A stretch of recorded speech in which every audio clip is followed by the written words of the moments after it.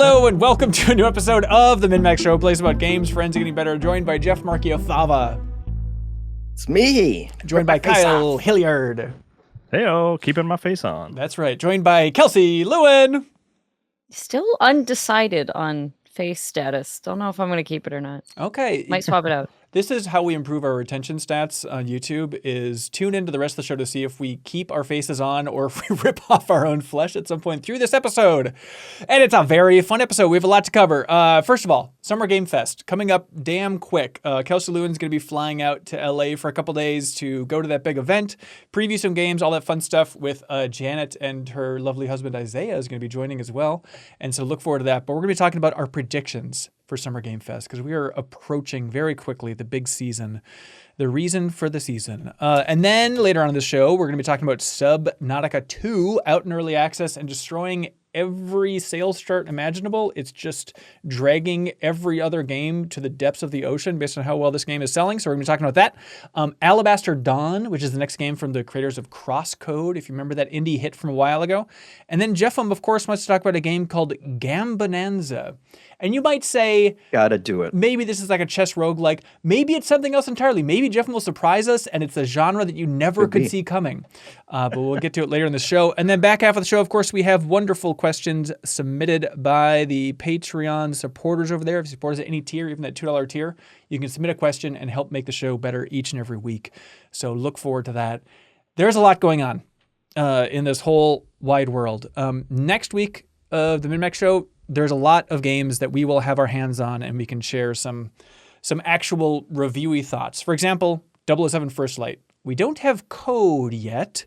Don't know if exactly this one's coming in hot or what's going on, but we're going to be tackling that game. What's the release date for Bond? What's that? What's the release date for Bond? 27th, I think. Of this month? Yeah, it's very soon. Okay. So yeah, we don't have that yet, but we are doing the deepest dive on 007 First Light. So we're picking it apart in a 3-part game club discussion. You can join or support that at patreon.com/MinnMax with 2 N's. So we're going to be having a very thorough discussion about that, but hopefully we can get to it next week a little bit on the podcast as well. And then also stuff like Lego Batman, Legacy of the Dark Knight. Good news, everybody. It's good. Bonus pod, we talked about it with Charles Hart this week. There's an excerpt on MinnMax's YouTube channel if you want to hear early thoughts, but I'm looking forward to diving into that thing myself. Mina the Hollower will be sharing more robust thoughts next week as well for that whole thing. And then also next week for Yoshi and the Mysterious Book, the new Switch 2 game. Although, Kyle, Sir Hilliard, you have finished Yoshi and the Mysterious Book? Mm-hmm. I closed the book. The John book. Spoiler alert, it remains open and you can keep playing. Okay. Now, here's the thing. Yoshi's Island, one of my favorites of all time. Yoshi's story, bit of a swing and a miss for some people. And every Yoshi game since then, I feel like I've been burned by reviews come out and people are like, this is a decent successor to Yoshi's Island. This is actually pretty good. And I've played every Yoshi game since, and so he's like, come on, guys. Let's cool it a little bit. This is not... You didn't like Woolly World? It was fine. It was just north of Woolly World is like the closest, I think, for me. Okay. Yeah. But every Yoshi also, game is decent. Yes, correct. Well, yeah, I mean, I like Yoshi's Island DS, I dislike quite a bit, and Yoshi's New Island, I also dislike But there were the defenders. Like, it got surprisingly good reviews, I feel like, for both of those, of like, really? And so... Tell them they're wrong. Okay, so here's the thing. Yoshi the Mysterious Book came out. Reviews are like solid, like pretty good. And then Kyle in the Monday meeting asked you about it, and you're like, you sounded like you were slipping back into a coma, just trying to remind yourself of your experience with this. And so I have low expectations right now. Correct me. Where are we at for Yoshi and the Mysterious Book? Well, okay, so here's the thing. You can keep the expectations low, frankly, but it's not like it's not bad. It's one of those. It's like it's really boring criticism, but it's like it's fine, right? It's like it's really pleasant. It is like the lowest stakes Yoshi has ever been. There's really no danger or like it's bordering into the cozy game territory. And then it's like you can eat eggs and throw eggs, and it's like it's a platformer almost just by like, you know, it got grandfathered in or something. Like it's like Yoshi's here, he's got to eat eggs and throw them. But like it ends up being a small aspect of the game. It's ultimately a puzzle game where you're sort of in like you enter a level. And it's kind of small, and it's not really like point A to point B. It's kind of like, you know, you can go anywhere in the level. And what you're trying to do is just find every interaction. whether that's like, Huh. this flower can get covered in mud and then you can walk through the water and wash it off. And every time you do one of those interactions, the book will like reward you and be like, hey, look, you found this cool. Did you know that you could do that? Isn't that cool? And then you get like, star points that you can use to go to if you get enough, you can go to the next level. Right. But you can't die. You don't have health, nothing like that really. Okay. So what are people digging about it, do you think? If it's just kind of like low stakes, quiet exploration as Yoshi. I mean, it's pleasant. It's charming as hell. A lot of things looks are great. Yeah. It's got a cool like art style, but it is like there is some. It's unique, and there is some reward to like just kind of exploring a level and like seeing what you could potentially make happen, and the game acknowledging that, if that makes sense, right? It's like sure. It's like, yeah, you can like do weird stuff in a video game, but the difference with Yoshi and the Mysterious Book is Mr. E, the book, is like acknowledging all the weird things, the little tiny like interactions that you figured out and giving you reward for it and complimenting you on doing all this research. So like I'm sorry, the book's name is Mystery. Yes, Mr. Period Space Capital E. Okay, I missed that. My takeaway was just kind of like, it's like this is pleasant. I know I've used that word a lot, but it's like I'm not really like I'm not engaged to find every interaction and like solve every puzzle. Like it's just kind of like nice, It's like a warm bath. It's a warm bath that you don't want to talk about. And Mr. E will be like, "Hey, you figured out how to get in the bath. Good job." I get that a lot. So like it seems cool for what it is. If I was like measuring your heart rate throughout playing this entire game, would it be different than if you were staring at a white wall? It would be slightly higher than staring at a white wall. Okay. Yeah. Okay. And that's a 775 stuff in the game. Yeah, no, that's true. Colors get your blood pumping. I understand. I mean, it is like it's a nice like first game. Yeah. Which I always kind of think of Kirby sort of being good for that as well. But Kirby will sort of like venture into challenge by the end. Like you do, if you sort of stick with it, it does get challenging and you are sort of like pushed and you're rewarded for like overcoming these obstacles, where Yoshi really never has any of that. There's interesting stuff. There's like cool stuff that happens. There's unexpected things. There's a lot of unique stuff happening. And like, once you get deeper into the game, like the sort of like post-game stuff, because you kind of get credits like at about like a little over the halfway point, and then there's a bunch of extra levels at the end. Sure. And those extra levels are where you have like more tools to like solve your puzzles, and there's like some interesting callbacks to the original Yoshi's Island and stuff like that are fun. But it's like I would put like Yoshi's Island is like number one with a bullet, like way up above everybody else, and then Woolly World, and then what's the other Crafted World? Oh, Crafted World, yeah. Then probably this, and then like everything else below that. Like I think this crests into like the decent Yoshi, where there's a lot of Yoshi that I actively dislike. Like Yoshi's Island DS and Touch and Go and Yoshi's New Island. Yeah. And Yoshi's Story I don't really particularly like either. Like those are games I'm just like I just actively dislike. Where this one is like, oh, there's some stuff here I just like, it does make me pine for the challenge of Yoshi's Island, but it's it's not beholden to Yoshi's Island. It doesn't need to be a remake of that, like 30-year-old game at this point. Yeah, for sure. This always seemed like, I guess I didn't see it and think, oh, it's a new Yoshi platformer. I didn't either. This always seemed like a spin-off, as much mainline Yoshi as Yoshi's Cookie to me, of like it's definitely some weird different thing. It is. I would call it mainline. I mean, because it's a 2D platformer where you can eat creatures and spit out eggs, and you can throw the eggs. It's like I feel like Spin-off gets it into the territory of like not being a platformer, not being a 2D game. Yoshi Cookie, like a puzzle game or something like that. But yeah. All right, there you go. Check out his review at GameInformer.com if you want to learn more about Yoshi and the Mysterious Book. But I shouldn't be so cynical about it. I'll probably dabble and have a great time, especially if I play with my kid or something. It just seems like. I mean, yeah, my 5-year-old has been walking around telling me all the things you can do in that game because he has like that the Nintendo presentation video memorized at this point, and he's telling me about Mystery, and he's like counting down the days. He's 5 years old. That's the audience for this. That is perfect, Jeff. Because like the one thing that I would run into with my daughter when she was younger a lot is like games like this. I'd be like, I think you would really like this, but there's a lot of reading. You know what I mean? And which she wasn't quite ready for. Where it's like a parent playing with like a 5-year-old is like, that's what this game is meant to be.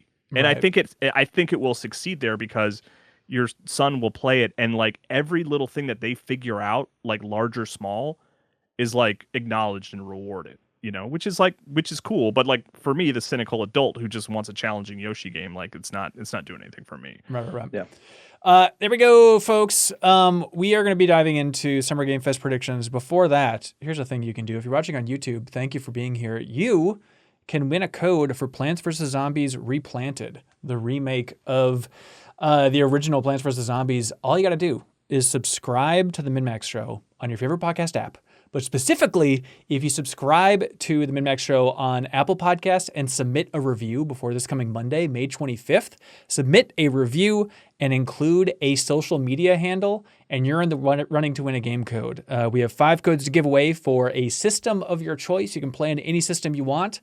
So we'll reach out to you. We'll randomize the winners. So again, subscribe to the MinnMax Show on your favorite podcast app, Apple Podcasts. Leave that review and include your social media handle before this coming Monday, and you can win a code for Plants vs. Zombies Replanted, everybody. Thanks for supporting the show directly here. Summer Game Fest. How are you feeling about the trip coming up, Kelsey? Oh, I'm excited. I had a really good time last time, so yeah, it's going to be a good time. Yeah, like you can't reveal things, but like you're booking appointments. Yeah. Where's your excitement level at? Have you seen anything that you've booked so far that you're like, oh, can't wait to get my hands on that? Yeah, a couple. And then a couple that are now starting to trickle in that I'm like, oh man, can I squeeze this in? Because sometimes the later ones are the more exciting ones, the ones that come in later that are like, ooh, I didn't know this company was going to be showing off something new. And they won't say what that is going to be, but that there could be something, Yeah, the mystery box of, do you want to see publisher and developers game? It's like, I think so. Don't screw me over, please. Don't just be a random anime game that I've never heard of before. Hey, sometimes I love random anime games that I've never heard of before. There's a time and a place for them for sure. Yeah, like, even on the remote side of things, there's been a couple of things scheduled just to be nice and cryptic for everybody and hopefully not too frustrating, of like, hey, do you want to see a demo of a new game from a studio that I've been waiting years for? Like, what is this studio doing? Whenever I think of like the mystery studios that have not announced their project yet, it's like, this is up there for me. And so I'm excited to see that game finally. So that's one thing I know is happening. And then another demo that I'm going to be having remotely is for like an old favorite of mine, an old favorite game that is getting like a weird twist, kind of coming back in a new way. And it's not like on a scale of like a Final Fantasy VII or anything, but like just a game that I really liked from a while ago. What's that? Screamer 2? That's right. Screamer 2 is back. No, but it's like, I'm curious to see what this looks like. And so I'm curious about a couple of kind of the maybe mid-level announcements here at Summer Game Fest. But Jeffem, how are you feeling about the show this year? Do you feel like you can map out at this point every beat that Keely's going to have for us? No. Oh. I feel like I have no idea what's even happening to the industry. I feel like the industry doesn't know what's happening to the industry right now. So it'll be interesting to see. I'm glad that SGF is kind of established to the point where it is now, though, that like there's not the mystery of like, oh, well, E3 is still slowly dying, so when do we tune in and what's going to happen, and are people going to have shows? Like, no, everybody's going to have a show now. We know it's going to be in this one window, and if there's stuff to announce, like, Keely's going to get it. Yeah, we are certainly at the point where it's nice just to say Summer Game Fest, Keely has won, hand him the baton. It's getting the entire window. You get the idea. If we say Summer Game Fest predictions, like, yeah, we're going to be talking about other people's showcases as well, but he has won the umbrella terminology. Congratulations to Keely and the Keely family. But it's interesting, and where I'm a real dork for this stuff is trying to map out, like, where are the big three going to drop? How is this going to work? What's the history? So I could run through some stuff a little bit. Like Nintendo, not normally the first week of June. It's normally like middle of June. They're usually the last to kind of drop their Nintendo Direct that's in that window. And so like last year, it was a little bit thrown off because they had an earlier, bigger Direct for the Switch 2. So they had the Donkey Kong Bonanza Nintendo Direct on June 18th of last year. And that was kind of the biggie. And then Nintendo Direct was June 18th the year before that, then June 21st the year before that. So expect Nintendo somewhere in the mid-June range. But right now we know that Summer Game Fest, that entire Jeff Keighley presentation, the showcase thing there, that's going to be on the 5th, on Friday the 5th of June. And so that's going to, in theory, well, I guess that's not going to kick it off. That's going to be in the middle because PlayStation they just announced that the State of Play is coming on June 2nd. And so I guess that's technically going to kick it off. Then Summer Game Fest on Friday with Keighley. And then on Sunday, June 7th, there's the Xbox showcase, followed by their Gears of War E-Day Direct, diving in, all that fun stuff. Kyle, what do you think about the PlayStation State of Play? What you got thoughts on what's going to be due for that? They say Wolverine is going to be shown, and then it's 60 minutes of other announcements and new trailers and stuff. I mean, do you want to dive into our predictions that we had here? Is that time? I mean, because one of the ones I wrote down was Intergalactic the Heretic Prophet gameplay. Like just footage of gameplay. I don't think we're getting a deep dive. I think it's a trailer, but it's a trailer that's going to give a better idea of like how this game will look in motion, if that makes sense. Yeah. I still am in the camp of zero Intergalactic from Naughty Dog shown during this. I think they're going to be saving all that for next year. It's not going to end with like a and it's coming out in 2027 or whatever. Like I think it won't have like a release date or something, but it's just kind of a check-in to be like, this is still happening and we're making progress on it, you know? Yeah. Yeah, there's not even like a release year for that yet, right? No, I think like Jason Schreier has said like, keep waiting, folks. Like it's gonna be a while before the thing comes out, and like that's the most we've really got at this point. But like thinking about where PlayStation's at overall, I think is fun, as all this stuff is fun. But like, you know, they are very interesting the way they phrase stuff because they have their State of Play, then they have the PlayStation Showcase, and I feel like that's for when they have a lot. But the last time they did that was like 2023. And that was the one where they had like Spider-Man 2, Marathon, Helldivers 2, Fair Games. Like that was decently packed. And it's technically been State of Plays just in the June window beyond that. So like, I don't know if the showcase label is dead or if they're saving the showcase label for like, if they are coming out guns a-blazing. Kelsey, are you thinking about this terminology? 3 years is dead. Like, they're not still using that if they haven't used it in 3 years, I would think. Maybe? I don't know. It's a nice way of just saying like, this is a megaton alley. Get ready for that. If we have something on the level of like a Spider-Man 2. That is such an interesting way to think about it because I think you're probably one of the only people in the world who is hanging on to that knowledge for 3 years, like and be able to say something like that, which does not mean it's wrong. I just like there's no way anyone else has that connotation in their head because it was so long ago that like I completely forgot that was a different name. Like it's naming. Yeah. I forget them. I always forget what they're called. I'm just like, it's a PlayStation thing. It's a Nintendo thing. Right. You know? It's nice to know like just how excited you should be. And so it's like for them to have Wolverine, it's going to be the big show that's coming out in September. And so it's like they probably will close with something else. You know, they'll have stuff like probably the Horizon Hunters Gathering. Jeff'em.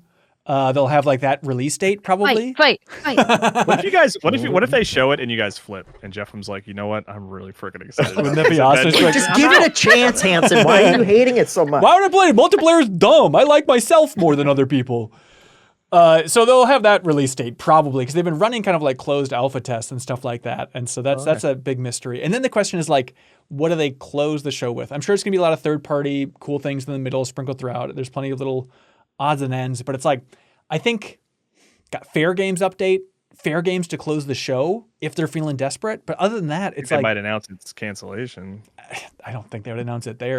I hope not, to be maybe clear. Like interviews following it up if it's not going to make it across the finish line. But here's a question. Please. How many PlayStation VR 2 games will be part of that showcase? 0. You think? 0? Big fat 0? Yeah, I mean, last year it was like barely limping along where we had Luminous Arise actually kicked off the show last year, and that was like technically supported in PSVR 2, you know, but I don't think we're even going to get one of those this year. I'd be surprised. My guess for something they could close a show with is like teaser for the Media Molecule game, which they've said is like a new IP, a little bit more like a platformer in theory.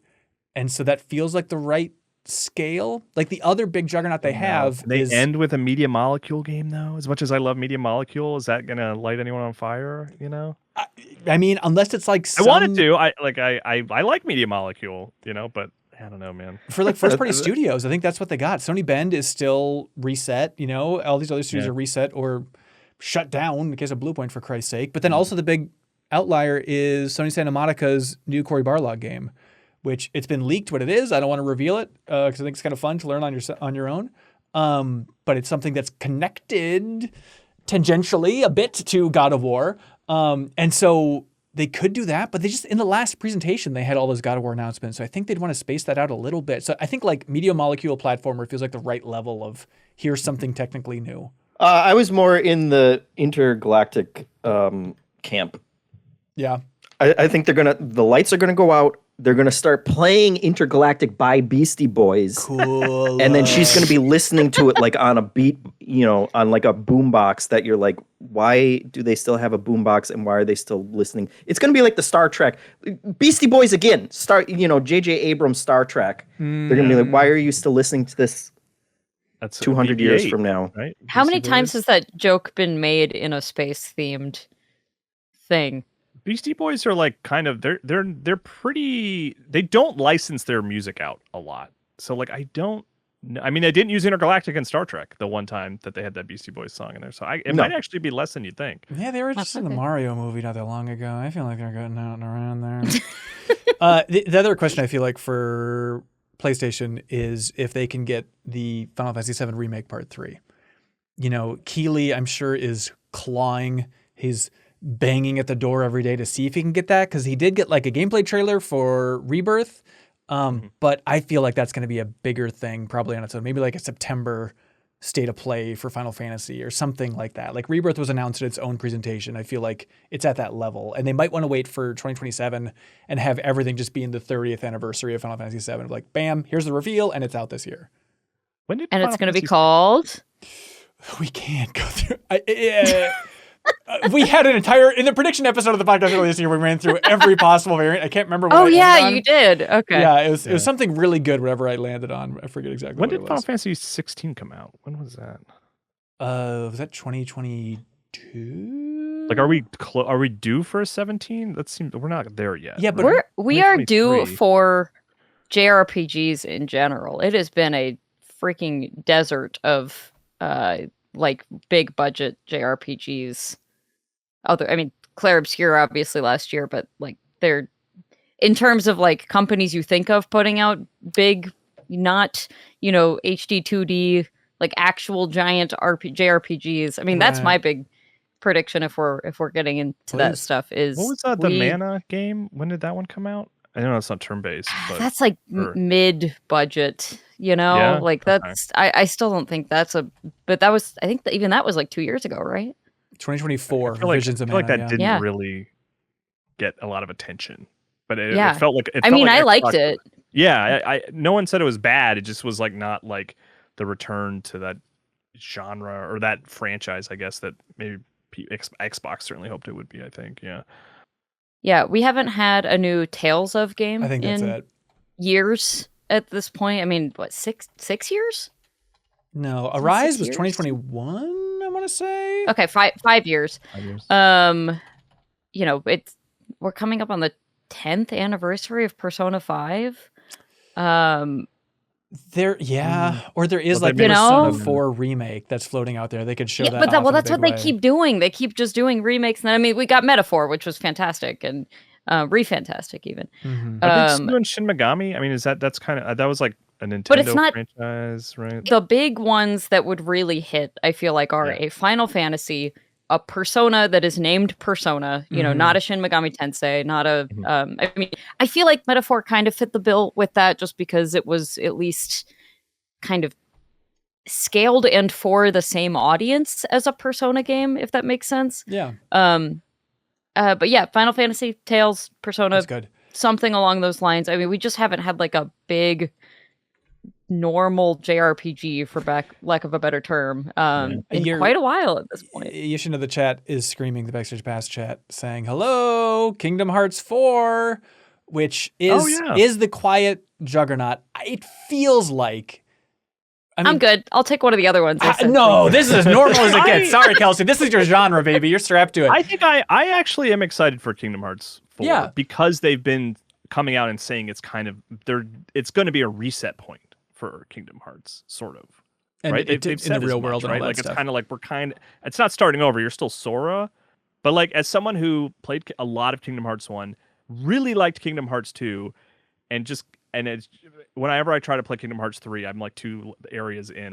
I'm like embarrassed for some reason. I feel like my family will walk in on me playing Kingdom Hearts and they'll be ashamed of me or something. It happens. But like I'm ready for like kind of like a new entry point to Kingdom Hearts because I do like Kingdom Hearts, but it has completely gotten away from me. I hear you. I do think strategically, I think they're going to be focused on Remake Part 3. Because for sure, if they want that to hit the year of the anniversary, like next year, I don't think they want to double up on that way and have Nomura doing double promotion duties and all that stuff.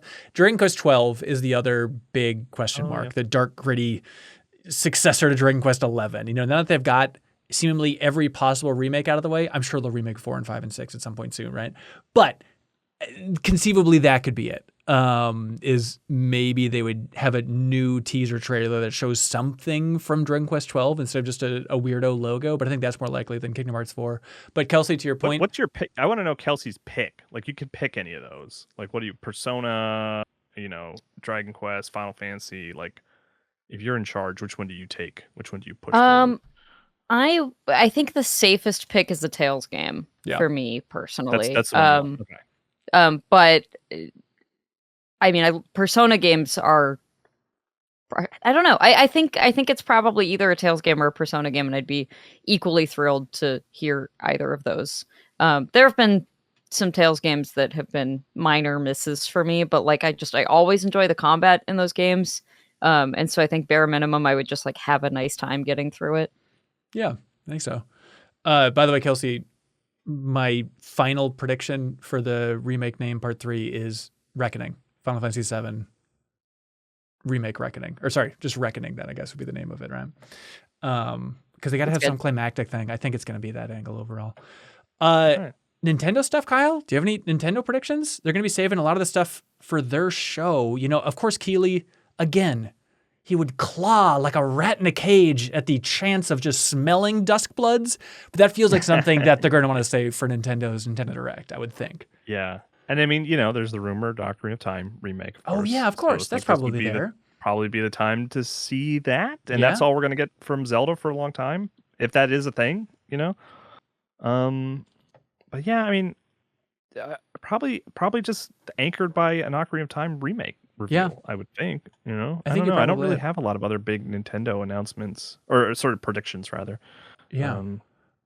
They could focus on Pictionario, their weird new mobile app that's just WarioWare now on your phone, which it's interesting. Space Raiders 2. Yeah, but it doesn't feel like a WarioWare game. Like it's weird that there's not even like it has the soundtrack and everything. Yeah. Yeah, but there's no branding of Wario in there. It's like they're breaking out what was WarioWare and now it's just, hey, everybody, it's a mobile game.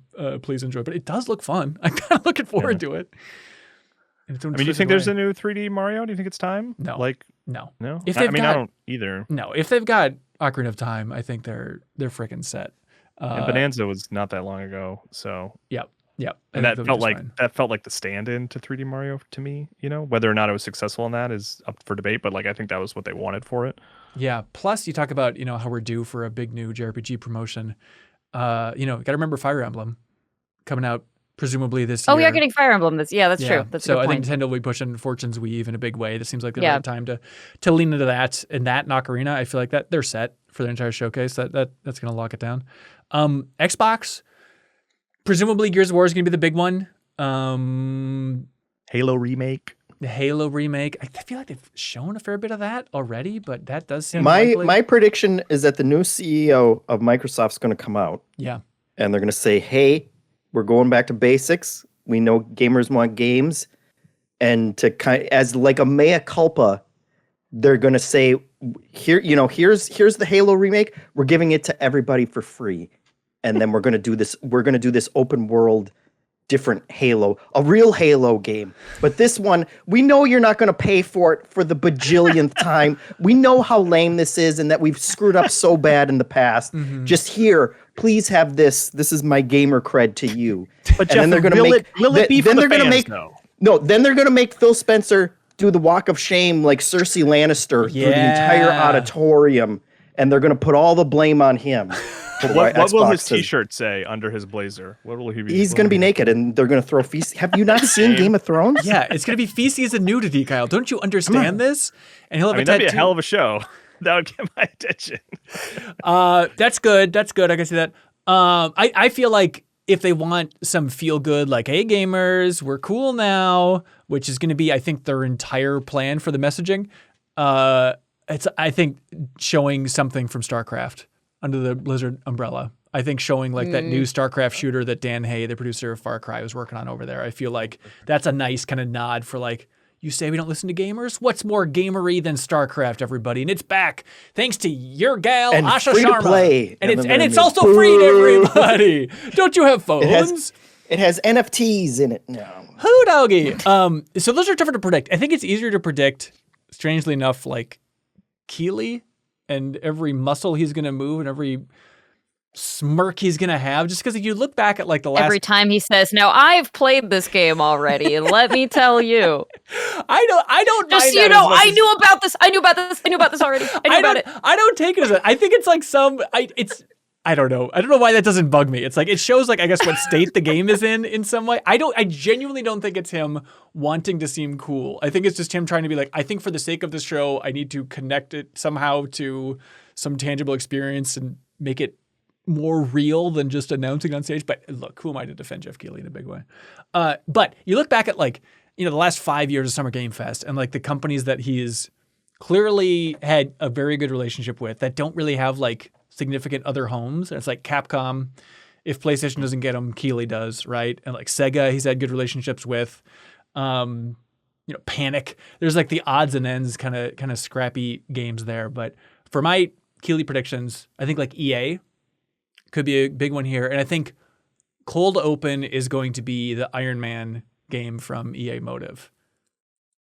With like, we got the Doomsday coming up this year. This feels like the right time to like lean into like the big reveal of whatever that game is that they reported they're working on. And it's kind of been scary how quiet they've been for so long.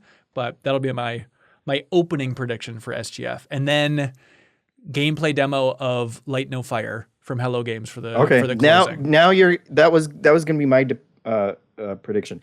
The whole Marvel industry is scary right now, yes. And it feels like we are a couple years past peak, and that kind of like, and maybe that's my own personal bias of just like I don't follow it the way that I did, and I was really into it, and now it's just all these different games. It's kind of just like wait and see what it turns out like. And that for a company like Disney to be backing all these different things and for companies like EA to be putting so much money into them, that makes me really worried, especially when you don't hear for it for a long time of like, are you just going to run away from it? But the Light No Fires was my choice. They did announce the first reveal was with Keighley. It was, right? Yeah. And that was a couple years ago. And also, I just really want to see more of that game. So I hope they bring him out and he can talk about it and not make too many promises, but just show some gameplay. And does Disney kind of like take all those Marvel game announcements, with the exception of Spider-Man, and like I guess not Wolverine, I suppose, but like 1943 and this Iron Man game? Do we see those at like a Disney event? Instead, no, I don't think so. I don't think for D23 that they've had any game reveals there that I can think of. I think normally it's just like updates, if anything. I don't think they're quite at that level. Oh, it just feels like the kind of thing that they'd be like, we're just going to do this. Like, we don't need, somebody else. Yeah. Like, which is kind of how Nintendo is like becoming increasingly more of, Yeah. Chap brings up Marvel's Blade from Arcane. That could be a biggie in the presentation for Microsoft, I'd imagine. Or maybe they'd give that to Keighley just to have some representation there. But yeah, that seems like that's something they'd want to keep internally for the Microsoft presentation. I think that's a good call overall. And then Fable, people are saying that would be big in the Xbox presentation too. If that's still seemingly coming out soon, I could see that. I do think, since they're on the full court press of introducing the new leadership, showing the different direction for Xbox, they'd want to get outside of their bubble a little bit. And my prediction as well is that Asha Sharma from Xbox will show up somehow at the Summer Game Fest Jeff Keighley thing. Just kind of like, hi, I'm introducing myself here. Waka waka. maybe she debuts like Blade, something like that. You know, like big Pac-Man fan. Yeah, and she keeps just quoting Pac-Man. She can't get enough of what is that game? Dark Labyrinth? What the hell is that thing called? What? We all remember it. Pac-Man. We're not all. It did have Labyrinth in the name. Oh, Shadow Labyrinth, ladies and gentlemen. Labyrinth. Come on. Yeah, I was just about to say that for sure. Yeah. Other appearances, like I know it's more normally like a Game Awards thing, where I feel like they have more celebrity people coming out to do like, you know, different categories and stuff. It's a little bit tighter for Summer Game Fest unless they're like connected to a game. But I'm like, man, with like the Odyssey coming out and how much Keighley is connected to Christopher Nolan and the IMAX camera and the fact that his dad pioneered the camera that was used on the Odyssey, and it's called the Keighley IMAX, literally. I could see I didn't know that. Yeah, that's wild. Yeah, you can actually see it. Like it's labeled on the camera as the Keighley IMAX. But it seems like the right time for like some appearance from like Christopher Nolan coming on stage. I don't know what he would like introduce or how, or they would just have a segment talking about the power of IMAX, and then he would see himself out. But I think that, or like Tom Holland maybe for also promoting the Odyssey. I was just like pulling up the list of, because there's a lot of actors in this movie, and I was like, who is the biggest gamer among these? Because it's not Matt Damon, you know? Right. Because not Pattinson. Matt Damon's mom, like, remember she John rallied? Bernthal. He hangs out with Ubisoft. He was in a Ghost Recon game. Yeah. I think Tom Holland probably. You know, he had to do a whole press tour for Uncharted, the movie, talking about. And he's happy as Bowser Jr. now, so maybe he shows up. All right. My celebrity cameo went in the opposite direction, and I think it's going to be Hugh Jackman. Okay. Wolverine. Oh, interesting. And then they'll bring out Ryan Reynolds as some kind of gag, and probably because Hugh Jackman said he won't do it unless Ryan Reynolds is there, and they'll make a bunch of jokes and we'll all politely clap. Right. And just to be clear, Jeff, is it 2 years ago and they're promoting Deadpool and Wolverine? This is just them coming out for the fun of it? No, because of the video game Wolverine. They're going to come out. Okay. It doesn't matter. It's just going to be a tie-in of like, they're going to be there to announce, here's a trailer. It's not my Wolverine, but you guys still recognize me. Video games, blah, blah, blah. Sure. I'm still famous. Their kids play a lot of video games. We're going to learn their nephews play video games. Yeah. Well, that's a wrong prediction, but here's a correct prediction. We're going to see the next game from Young Horses, developers of Bugsnax. It's been 6 years since Bugsnax came out. That feels like the right level of announcement for Summer Game Fest. I feel like on Blue Sky, they're usually like the studio director is always kind of saying things along the lines of like, we're working on something, but like we're not close. Oh, really? We'll ignore that part. Another announcement. We're gonna have what was leaked as existing like 3 years ago, and it's been silent. But 2K's Lego soccer game called Lego Goal. I think it's coming out, and it's gonna have like a tie-in to World Cup, which isn't that happening like in Canada or something? Yeah, this summer. Or is it in the States or something? So it's in the States too. Okay, it'll have some like DLC for the World Cup or some tie-in there, but I feel like this is the time, I think, to push Lego Goal 2K. Yeah, that's interesting because I think that would actually like overlap with the World Cup because I believe the games in Seattle are in early June. Oh. So that may be like too late, to like if we're already in World Cup. That feels like the kind of thing that you announce and get the game out as the World Cup is happening, right. You know, rather than announce it when the World Cup is already going on. But all right, maybe. I mean, if it's still, and if it's still just kind of floating around there and theoretically in development. Yeah. Kelsey, got a Labyrinth dropped, by the way. Sorry, I thank you, Kyle. Kelsey, got a hot prediction? This is probably not going to happen, but but okay. I've been thinking about this every single year since the first E3 showcase I went to was the Bethesda showcase where they showed a teaser trailer for Elder Scrolls 6. That was 8 years ago. Amazing. 8 years ago. Yeah. They have to show it at some point, right? Like, sure. You're right. And totally, like, again, if you are like, let's press every button we've got on behalf of Xbox, it's showing a new trailer and saying exclusive to Xbox for Elder Scrolls 6. That would be it. And they could do it. Like, hey, new leadership, we're changing up the strategy. Like, that would be the biggest megaton they could drop. It's funny for the magazine, for Game Informer magazine. Recently, we had a little Elder Scrolls just like sort of call out, and production. The folks who put together the magazine were like, I'm only seeing like one asset. Like this is all. Can you give me another asset for the Elder Scrolls 6? And I was like, I cannot. It does not exist.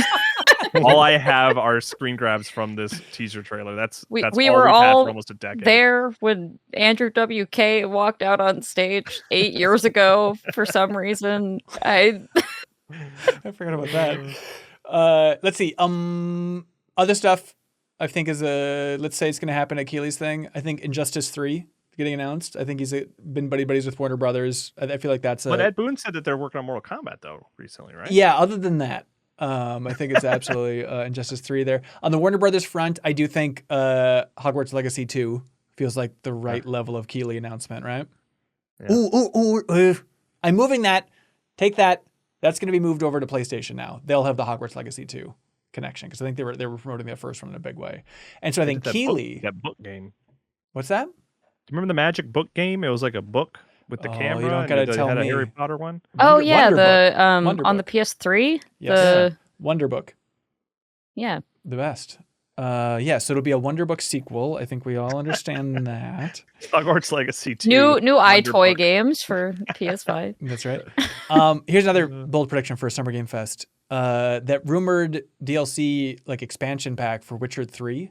I think that's going to be a Keeley's thing. Be like, hey, remember Witcher 3? We're making the whole new expansion here. And that'll be the big celebratory moment where the crowd loses it. How about a prediction here? I mean, is it finally time to see what's going on with BioShock? Like, are we finally going to get an idea of like what it is tonally? You know, where it takes place or something? I mean, we got the sky, we got the ocean. This one's taking place on land, baby. Yeah, at the Antarctica setting. I do think it's still in the push and pull because it's still under 2K with whatever Mr. Man's new game is. Ken Levine's. Yeah. And so I think they're in full GTA, right? Like they're right, like they don't even bother with anything else at this point, right? Ken Levine just did an interview with IGN. I do think like Judas release date, Ken Levine comes out on stage and gives a quick gameplay demo and then announces a release date during Keeley's thing. I think that seems likely. That'd be cool. I think that's doable. A release date front also Big Walk. I think we'll get a release date at Keeley's thing, right? Yeah, I mean, I'm shocked it doesn't have one already. Yeah. The one I'm still thinking about is like Sega. It's like new Sonic 3D game would probably be the biggest thing. That could be there. They normally have like a little late teaser first. Like they announced they're making like, new versions of stuff like Crazy Taxi and stuff. Like maybe we'd see that at Summer Game Fest. Maybe. Yeah, and Jet Set Radio. Yeah, right? yeah. Feels like that's the right place to do it. He's had a really good relationship with Sega throughout the years, so some sort of Sega announcement in there. That seems most likely. Yeah. How about it? Let's. You know what they're going to share? What we're going to see is a new Contra. Konami's making its way back. Castlevania's out in the world. Silent Hill's on track. Metal Gear's not ready, but they do have a new Contra. Operation Galuga tore up the sales charts. That's right. Operation Galuga parentheses, but this one's like cool. Okay, I like it. Sure, you can see that there. Yeah. Do you think we'll finally get some more info / release timeline on the Haunted Chocolatier game, the Stardew Valley? Interesting. I don't. Every time he talks about it, he's like, "I'm still working on Stardew right now, and it'll be even longer." Yeah, well, and also, you guys read the latest issue of Game Informer magazine. There's an interview with Eric Barone where he talks about his timeline of he spends a couple days on Stardew Valley, a couple days on Haunted Chocolatier.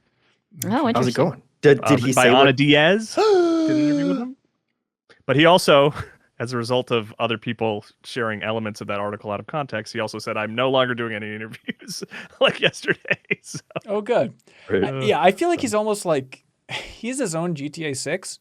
Or it's like he doesn't need Keeley. Yeah. Like he can just post whenever he wants to. He's like, just gonna, yeah. It's like why build up the hype and have people bug him more? Unless that thing is ready to go. But I think he's going to be a ghost and haunting the code of Haunted Chocolatier before it actually ships. So like, just take your time, buddy. New Jurassic Park survival trailer It's been a long time since we've seen that. It seems like it's in a weird spot, but I feel like that's a Keeley level announcement to get a new trailer for that, like the big gameplay reveal for that. That feels right in my bones, my fossils. Does it? Oh yeah, it does. In your bones. Oh yeah, dude, you're excited for that? I feel like people are sleeping on how cool that game might be. Potentially, maybe. Saber, right? Yep. Saber developing? Yeah, I think Saber is good at what they do. Yeah. Even though not a single human being other than Alex Navarro over at Nextlander mentioned John Carpenter's Toxic Commandos. Other than that, and that game is actually out now, Saber's good at what they do. But I don't think all of Saber's games are like they do. They're solid, right? I don't think there's anyone that's come out and been like, this sucks. It's just stuff like Toxic Commando where it's like, just didn't really take off or find an audience, but I don't think anyone's playing it and saying like this is garbage, right? Yeah, and it's not fair to say John Carpenter's Toxic Commando didn't find an audience, because it found an audience of one.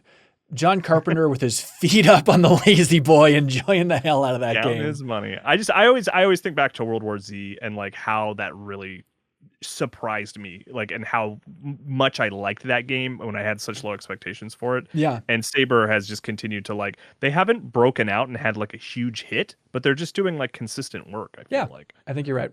I honestly, when you said Jurassic Park, I zoned out and I thought it was another like you build the park. No. That was last year. That game was good. So if this one has gameplay, then okay, you can drive. You can trank dinos in the other ones. Those are good games, dude. They're fine. Rapid fire. Anybody else got any more? Keeley will make a vague anti-AI statement of like we have to support human creators, and he'll say it in the most artificial way that a human can possibly say it. ChatGPT wrote his speech about why we shouldn't use. Yeah, it's just his delivery will feel like AI. What's the most human thing he could do? But that is kind of like, this is not even a criticism of him. That is just kind of how he's always talked. Like, that's not. Yeah. I think that's just who he is. He's a presenter. He was born with a microphone in his hand, and he does what he does. We appreciate him for it. And I'm not asking for myself, but I'm just curious. Is it possible to be like a presenter and still sound like a normal human being? Like, who's the person who has talked the most on that kind of presenting level or newscast level, and still genuinely sounds like a normal human being? I just don't think Jon Stewart. Yeah, you're right. John Oliver. Shut that down. But yeah, I don't know. Even Jon Stewart, he has this kind of punching the table over the top type of stuff. So, yeah, when he's trying to be funny. Oh, okay. Yeah, no, you're probably right. I think that's up there. Yeah. All right, tune in. We'll do live reaction streams for Summer Game Fest stuff, and there'll be a travelogue from Kelsey and Isaiah and Janet out there and stuff that'll be going up a little bit after that. But look forward to a bunch of Summer Game Fest coverage. You can subscribe to MinnMax's YouTube channel for a bunch more like it. Jeff Markia, Phoebe. Sure. Hey, there's a game called Subnautica 2 that's out in early access right now on Steam.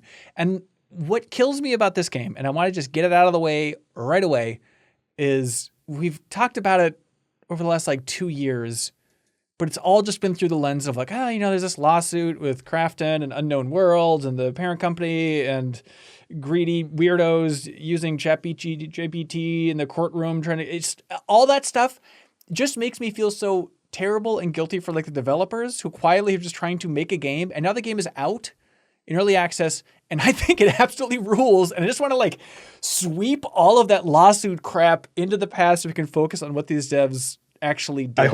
I hope they all get the bonuses that they should have gotten and they tried to screw them out of, and they have clearly still been working and making a good game, and by all accounts, it was ready to come out. They didn't want it to come out. The owners didn't want it to come out because then they'd miss, the milestones. So then they wouldn't have to do the bonuses or whatever. There's plenty of game here, and it's very exciting to start to get to play it, and it's a lot of fun already. Yeah. So if you don't know Subnautica, you should.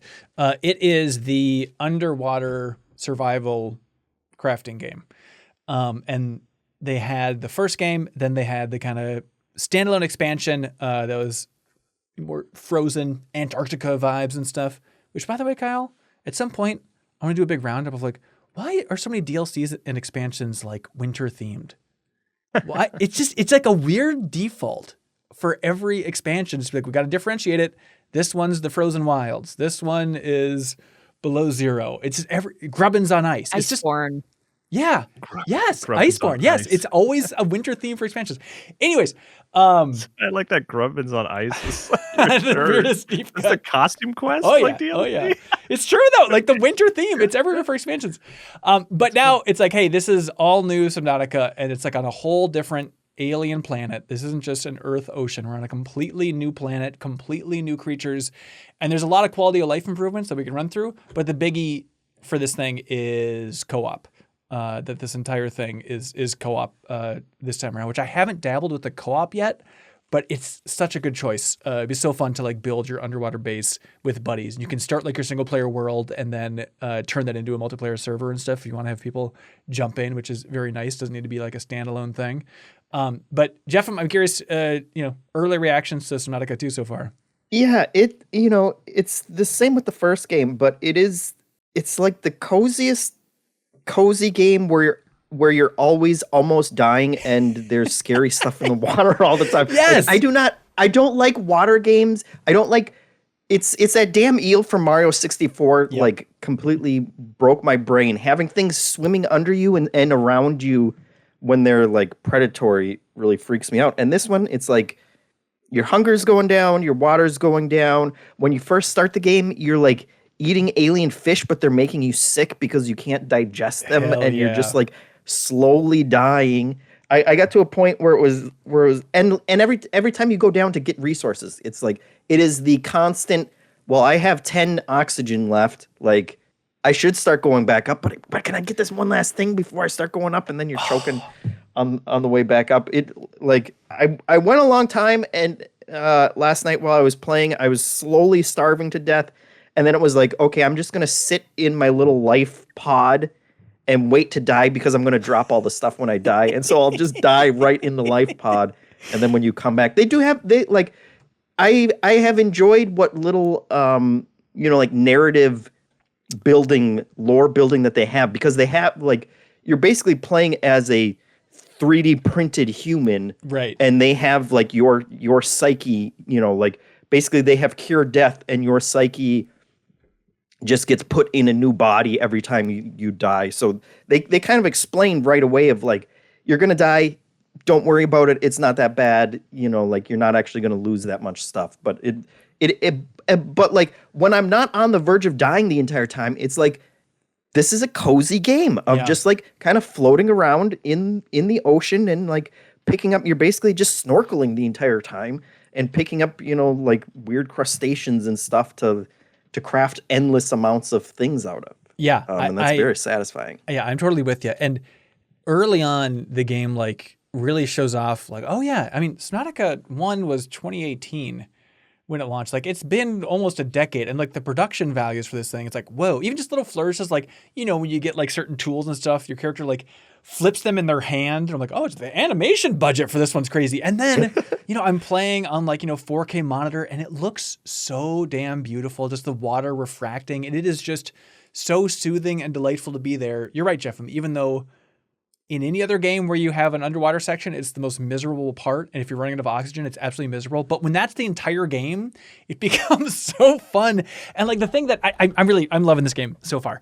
And the thing that I forgot about Subnautica 1 is just like the weird emotions and feelings I get from this game that I don't get from any other game. And just even if you're sick of the survival and crafting genre in general, just putting it underwater just makes it feel completely fresh and new. But there's so many emotions that I have with this, of just like, when you're swimming down deeper than you should be and you see your oxygen running low, but it's like, well, but there's this whole like broken apart underwater sea base down there. They're like, I just want to go explore those dark hallways for a little bit. I know I'm going to run out of time. And then realizing like, oh crap, how do I get back out of here? I need to like rip open my inflation device that lets you rocket back to the surface to like suck the oxygen out of that as I'm frantically trying to find my way to get back to the outside. It's like, or even just the little emotions, which it's so unique feeling. But when you start to build out a base, and you're building your own base in this game, but you don't have power in it yet, and to be like at the bottom of the ocean and to go into your base and it's all dark and there's no oxygen in there yet, it's just like, it gives me these feelings where it's like I don't know what it is. I just feel every part of this game more than any other survival game, and I'm freaking loving it.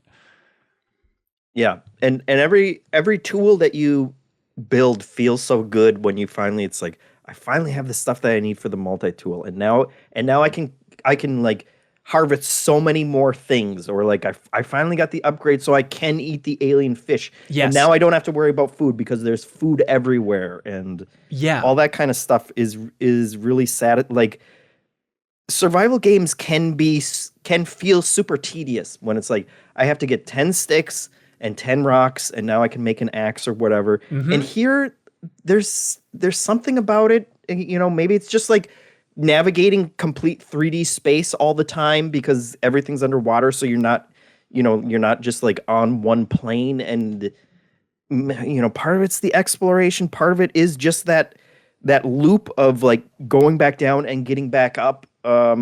It's something about it makes it, there isn't that tedium for me of like, I get excited every time I've finally gotten everything. You pin a recipe to your screen, and every time you fill it up, it's like, oh yes, like this is a major accomplishment. Now that I can build this. And yeah, so you have like that, you're finding new blueprints and scanning everything in sight to be able to build more and more. But then like a big thing that they have this time around, first of all, they added the ability for, it's like, you need to have the items in your inventory. Literally, you could have it just like in a locker, and then it counts as having that item for crafting stuff, which is like one of those small little details that just is so refreshing. But the big thing this time around is the biomodding, how you're like hacking your own body, and everything in this wacky alien planet is kind of fusing together genetically. And so you're like touching alien plants and getting power-ups that way. But it is so cool to be like, okay, there's a big glowing orange flower. Let me go touch that, this big purple flower rather. And then it'll give me the ability to eat enemy food or eat alien life and all that stuff. And so being able to like improve yourself that much feels so good. Mm-hmm. And then when you find just like, here's a little biopod that I'm going to scan and access, and now my inventory is expanded. Again, that just feels life-changing. And even in early access, they have a good like on-ramp, a good path of like, hey, you're going out and like finding messages from other survivors out there, and there's usually gonna be some good stuff in there. It feels Saros adjacent. It is interesting to play this game so close to Saros of like, okay, it's a sci-fi world, things have gone horribly wrong, the crew is all scattered. It's sort of an astronaut, things going wrong. Yeah, it is. Yeah, it absolutely is that. It's it is, right? Yeah, I mean, your spaceship crashed on the wrong alien planet, and you're just trying to survive there. Yeah, because it's so scary and satisfying when you're like running out of oxygen and swimming back towards the surface, and you start to black out. And it's so good because like you start to black out and things are fading away. But even when it's completely black, if you have that momentum and you get back to the surface, it's like, and then you're just fine. But it's so fun. It's so fun to drown, you guys. It feels great. But like if you're getting really close and things are starting to black out, it's like, I know the surface is right there. And then it blacks out and you wait a little bit. It's like, oh, I did not make it. Nope. I was clearly like this far from the surface. But even with a little generous push, they're not going to let you get there. Do you have to worry about like the bends and stuff in this game? Or no. Is that not really? Okay. No, there's like too much. Yeah, you have to worry about like the temperature and stuff. It's like, okay, here's like a hot area of the world. Here's like it gets cold, stuff like that. But the bends, that's not fun. So I put it in there. But Kyle, I was thinking about you while playing this game because I think this game does such a good job. And obviously it's not on the same level, but it does such a good job of like constantly showing you things just on the horizon, in a very Breath of the Wild style way of just like, what is that over there? I need to go explore to see what is happening. What is that object? What is that huge crash spaceship part that's going on over there? And it made me think of you because I feel like, and I don't want to point fingers, I feel like people like you or even Jenna Garcia or other people, like they don't like kind of survival and crafting games, but like this is a handcrafted world. This isn't like a random seed, And so like if you like handmade, custom, humanity-driven open world design, like don't be scared away just because it technically is a crafting game. Yeah, I want one to click with me, but every time I've tried to get it in the genre, I just like because my understanding is it's always going to be a tough beginning, and then you sort of get into a rhythm, right? Yeah, it's kind of like how it's structured, and like I've just never found one that I can get past that rough beginning. Like what was it, The Raft? Don't Starve. Like I Valheim, and what's the Pokemon one, which is basically a survival game.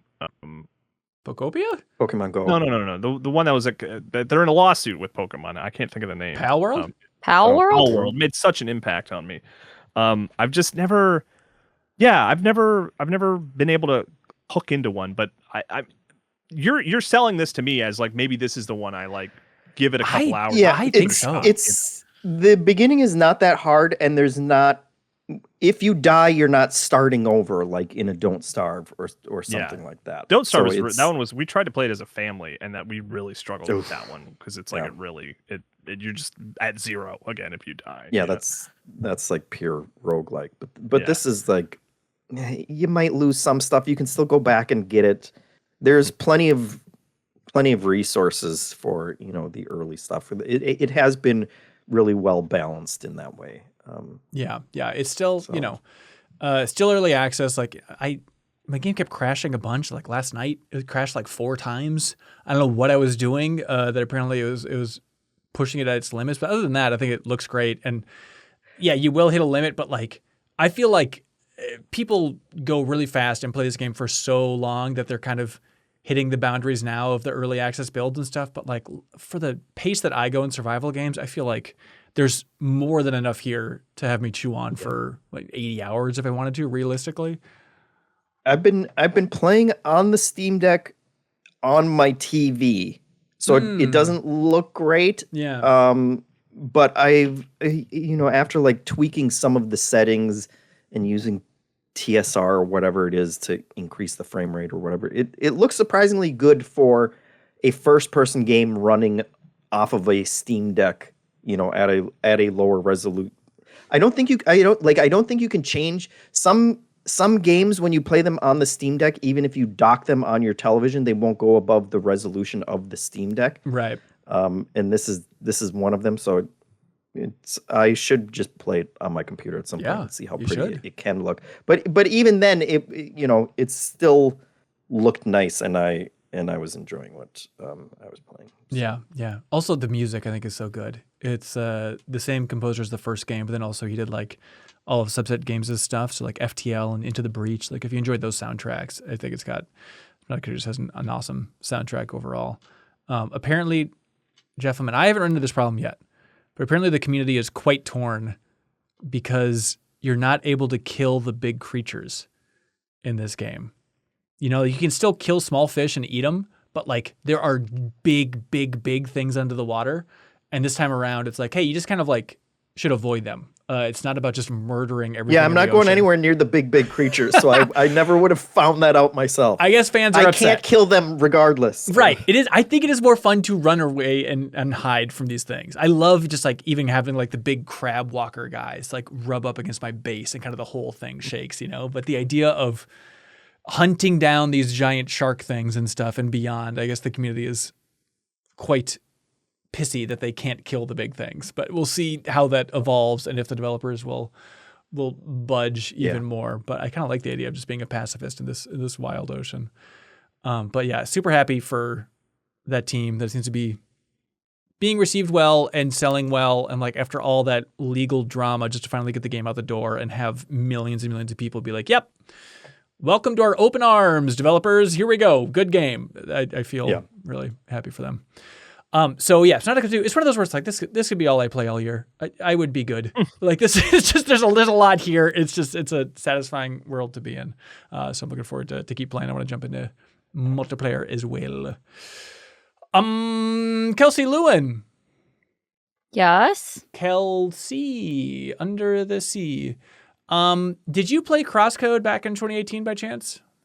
I did not. So this what you're about to talk about kind of snuck up on me. Yeah. Oh, good. Yeah, I played like just half an hour of Crosscode, which was an indie game out of Germany, and it was kind of Zelda, sci-fi, action, Phantasy Star type of vibe. And it always seemed really cool. And they have just released their follow-up in early access, and it's called Alabaster Dawn. I think Jeffem and Kelsey and I have jumped into it. What are your first impressions of Alabaster Dawn out there? I'm liking it. It's billed as an RPG, and in that it has like a story and a skill tree, I suppose it is, but it definitely reads to me more like an action game, just, kind of a pixel style. Like, to me, it's almost more like a pixely, like Devil May Cry or something like that. I mean, you're doing some like exploration and stuff.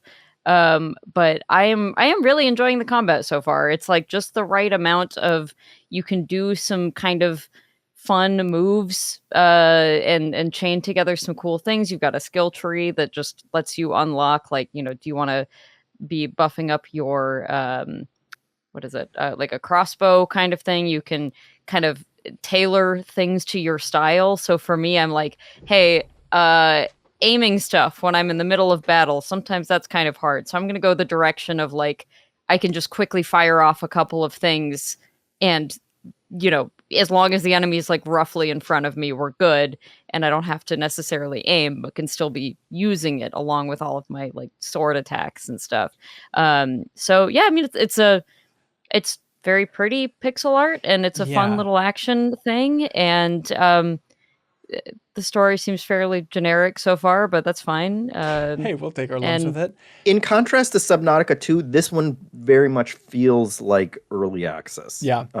To me, with the exception of the combat. The combat is really fleshed out, and it is really satisfying. But everything else, it was kind of like, I'm really just being herded from one arena battle to the next without much else to do in the world so far. And it seems like there's about, like, the reviews have said like 10 hours of content at this point, and it kind of seems like they have put a lot of work into getting the combat as good as it is, and hopefully, the other kind of world exploration and things get fleshed out a little more. Also, again, I was playing on the Steam Deck on my television. It looked very nice still, but it did not recognize the Steam controller as a controller, and so like I had to set up all the inputs myself of like, well, when I press up on the joystick, that's going to be pressing the W key because it's all WASD. And so like I had to kind of configure everything myself, and it was wonky no matter what I did. It was like I could use a better controller. It has controller support. Right. It just it's Steam Deck verified and works great just like in handheld mode on the Steam Deck. I'm sure it would, and I should have just popped it off and played it in handheld mode, but it was so it felt even more rough just because I was trying to, basically program all the inputs myself as I was going through the tutorials. That'll get you. Yeah. I think you talk about like the fantastic pixel art. That's maybe the most striking thing to me is like, how snappy the combat is. Because you're right, Kelsey. It's like it is so much more action focused. Where for starting out, I was like, okay, is this more of like Secret of Mana inspired with the action focus? But it's like it is way north of that, obviously.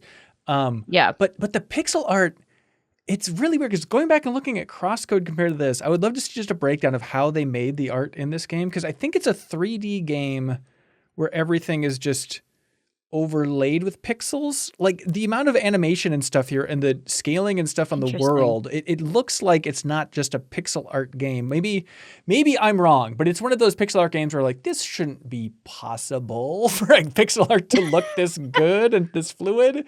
It's got a really, really wild look for it overall.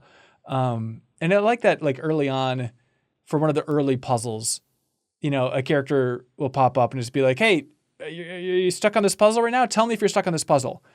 And I wonder how much scaling they're doing. It's like a really elegant solution, I think, of just if you just say like, yeah, just tell me how to do this puzzle. Or like, yeah, no, I got it. Just for that to be the branching path, Yeah, I loved that. I hope they continue that through the entirety of the game, because I don't tend to. A lot of JRPG and JRPG adjacent games have puzzles for the sake of puzzles. So far, none of these looked like, none of these were particularly like interesting ones. So Sure. I'm like, well, at least you're giving me the option to like not have to think about it too hard. Right. I do think there's a little bit of, and maybe if you played Crosscode, you kind of like inherently understand the way they build scale and stuff in these games a little better. I'm having trouble figuring out like what is climbable and jumpable and what isn't a little bit, because there will be some steps where you can just climb up it, and then something that looks basically the exact same height to me, and that's just like a brick wall, you know? I'm like, I don't really know, and I think that makes the puzzles more difficult because it's a little bit harder to tell what you can do with the objects in the game. And so again, I'm glad there is the thing that'll just kind of tell you the solution, because I'm like, I don't want to fight against this. You know, I can't figure out which one of these rocks is a scalable rock versus right is not scalable. Yeah. But if you like Crosscode, for sure, check it out. It's gonna be an interesting one to kind of keep our eye on as it keeps evolving here for whenever. Yeah, combat again, super fun. Yeah. Really enjoyed. The first boss fight I had in there was like a very. I got it in one, but just barely, and that felt great. Me too. Just a really challenging, cool, but did not actually, wipe the floor with me kind of scale to the and honestly even to the overworld enemies. Like they get a little challenging fairly quickly, and just the right amount of like, okay, I can pull this off, but it's not, I'm not just like mashing A or whatever and just swatting everything away. Yeah, for sure. Alabaster Dawn, the name. The developer's name is Radical Fish Games as well, where I feel like it's a double ding on the naming front. But I'm going to try to remember. Alabaster Dawn. Got it. Keep it on your radar, everybody. Wish list if you want to keep your eye on it. Speaking of good names, Jeff, Gambonanza. This, of course, is a chess roguelike. Speaking of names, all right.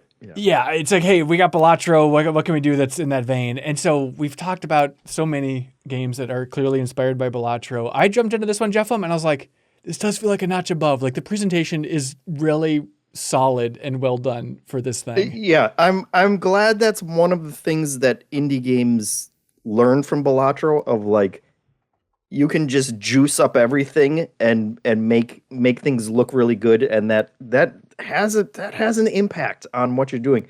But Gambonanza, the name is the worst thing about the game. It's a chess roguelike. It's not the first chess roguelike I've played. There's one called Below the Crown that came out last year that is also very good.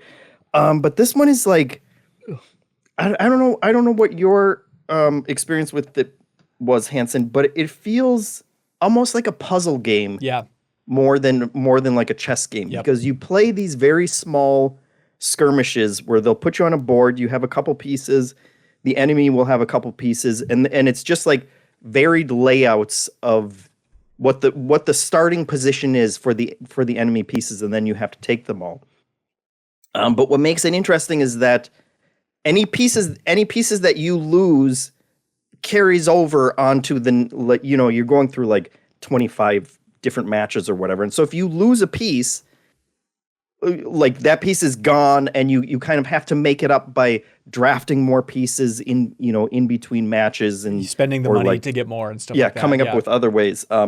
And I ended up inadvertently streaming like an entire run, like a complete run last week when I played it, and it just reaffirmed that like the gambit system, which is basically like jokers in Balatro, they are so varied that you create these incredible broken builds that are just super fun to explore. And so the one that I played, it was basically like bishops. If a bishop takes a piece on a white tile, the enemy skips their turn. And so awesome. And so like from as soon as I got that one, like that defined the entire run. And it was like, okay, every time I you start, like before you begin a match, you choose where you want to place your pieces before you start. So it's like, okay, well, I can take this one, and then I can take this one, and then they're all on white tiles, so I can just flip all between them.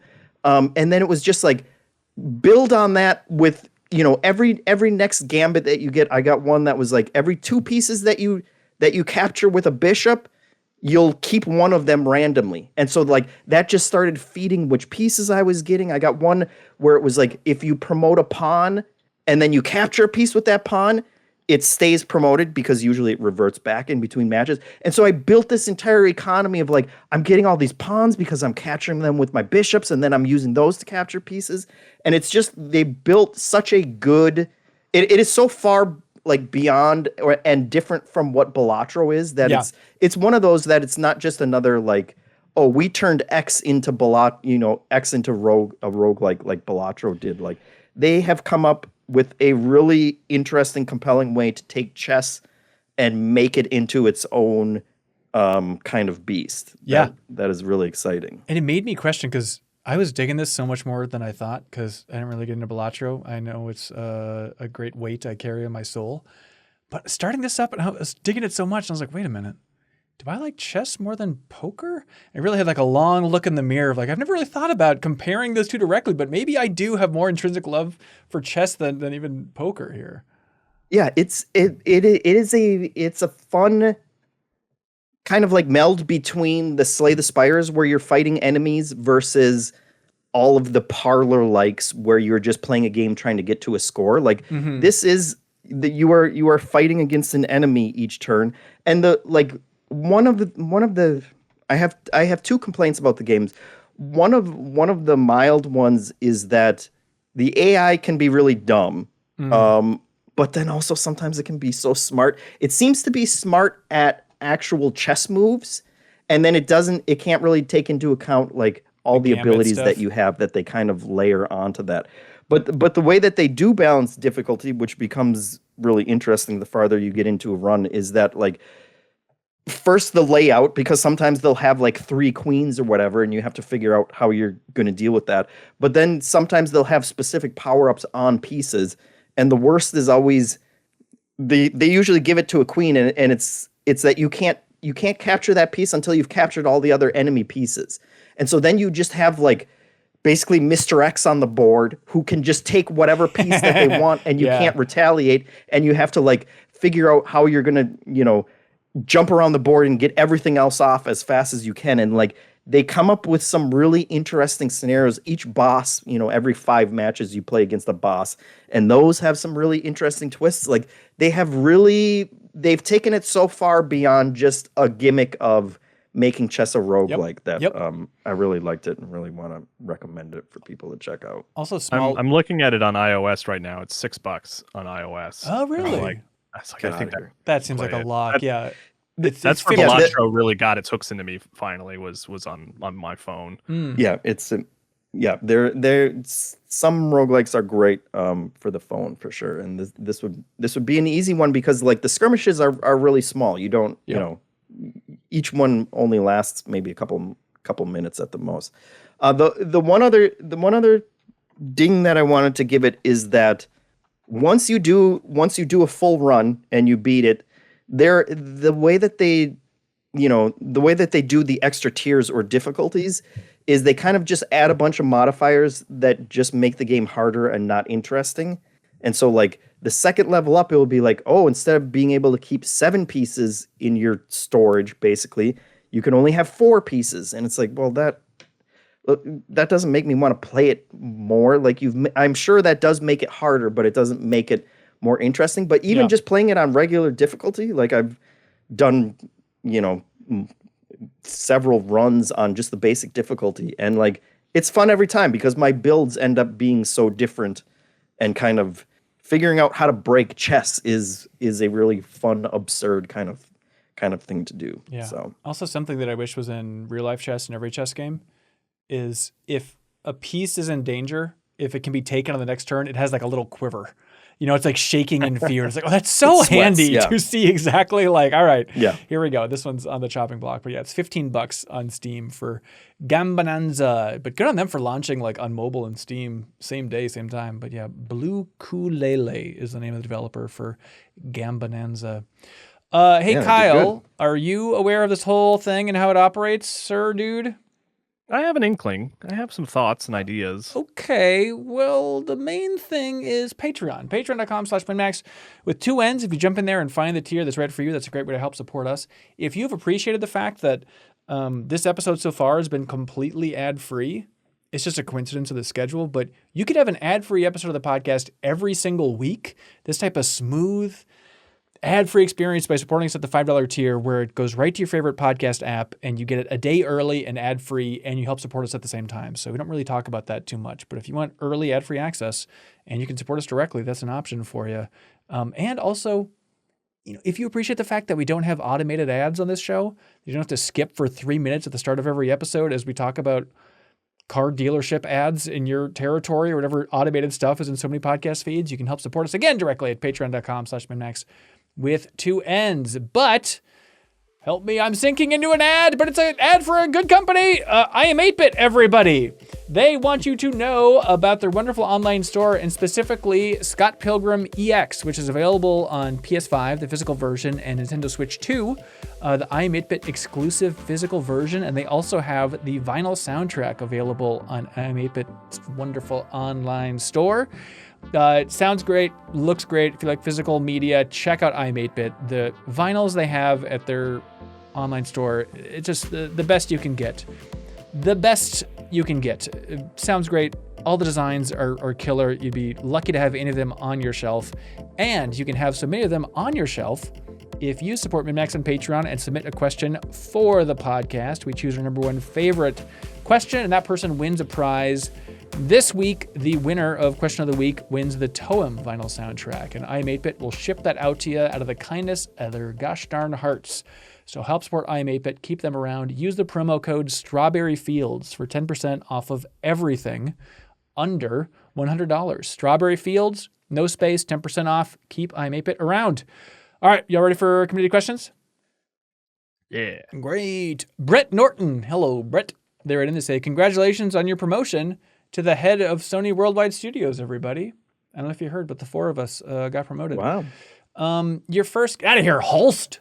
Your first task is to pitch the board on the vision and studio that will create the Quad A game based on our newly acquired Peanuts IP. I don't know if you saw, but Sony spent $1 gazillion and now they fully own Peanuts and Snoopy and all he's worth, which is...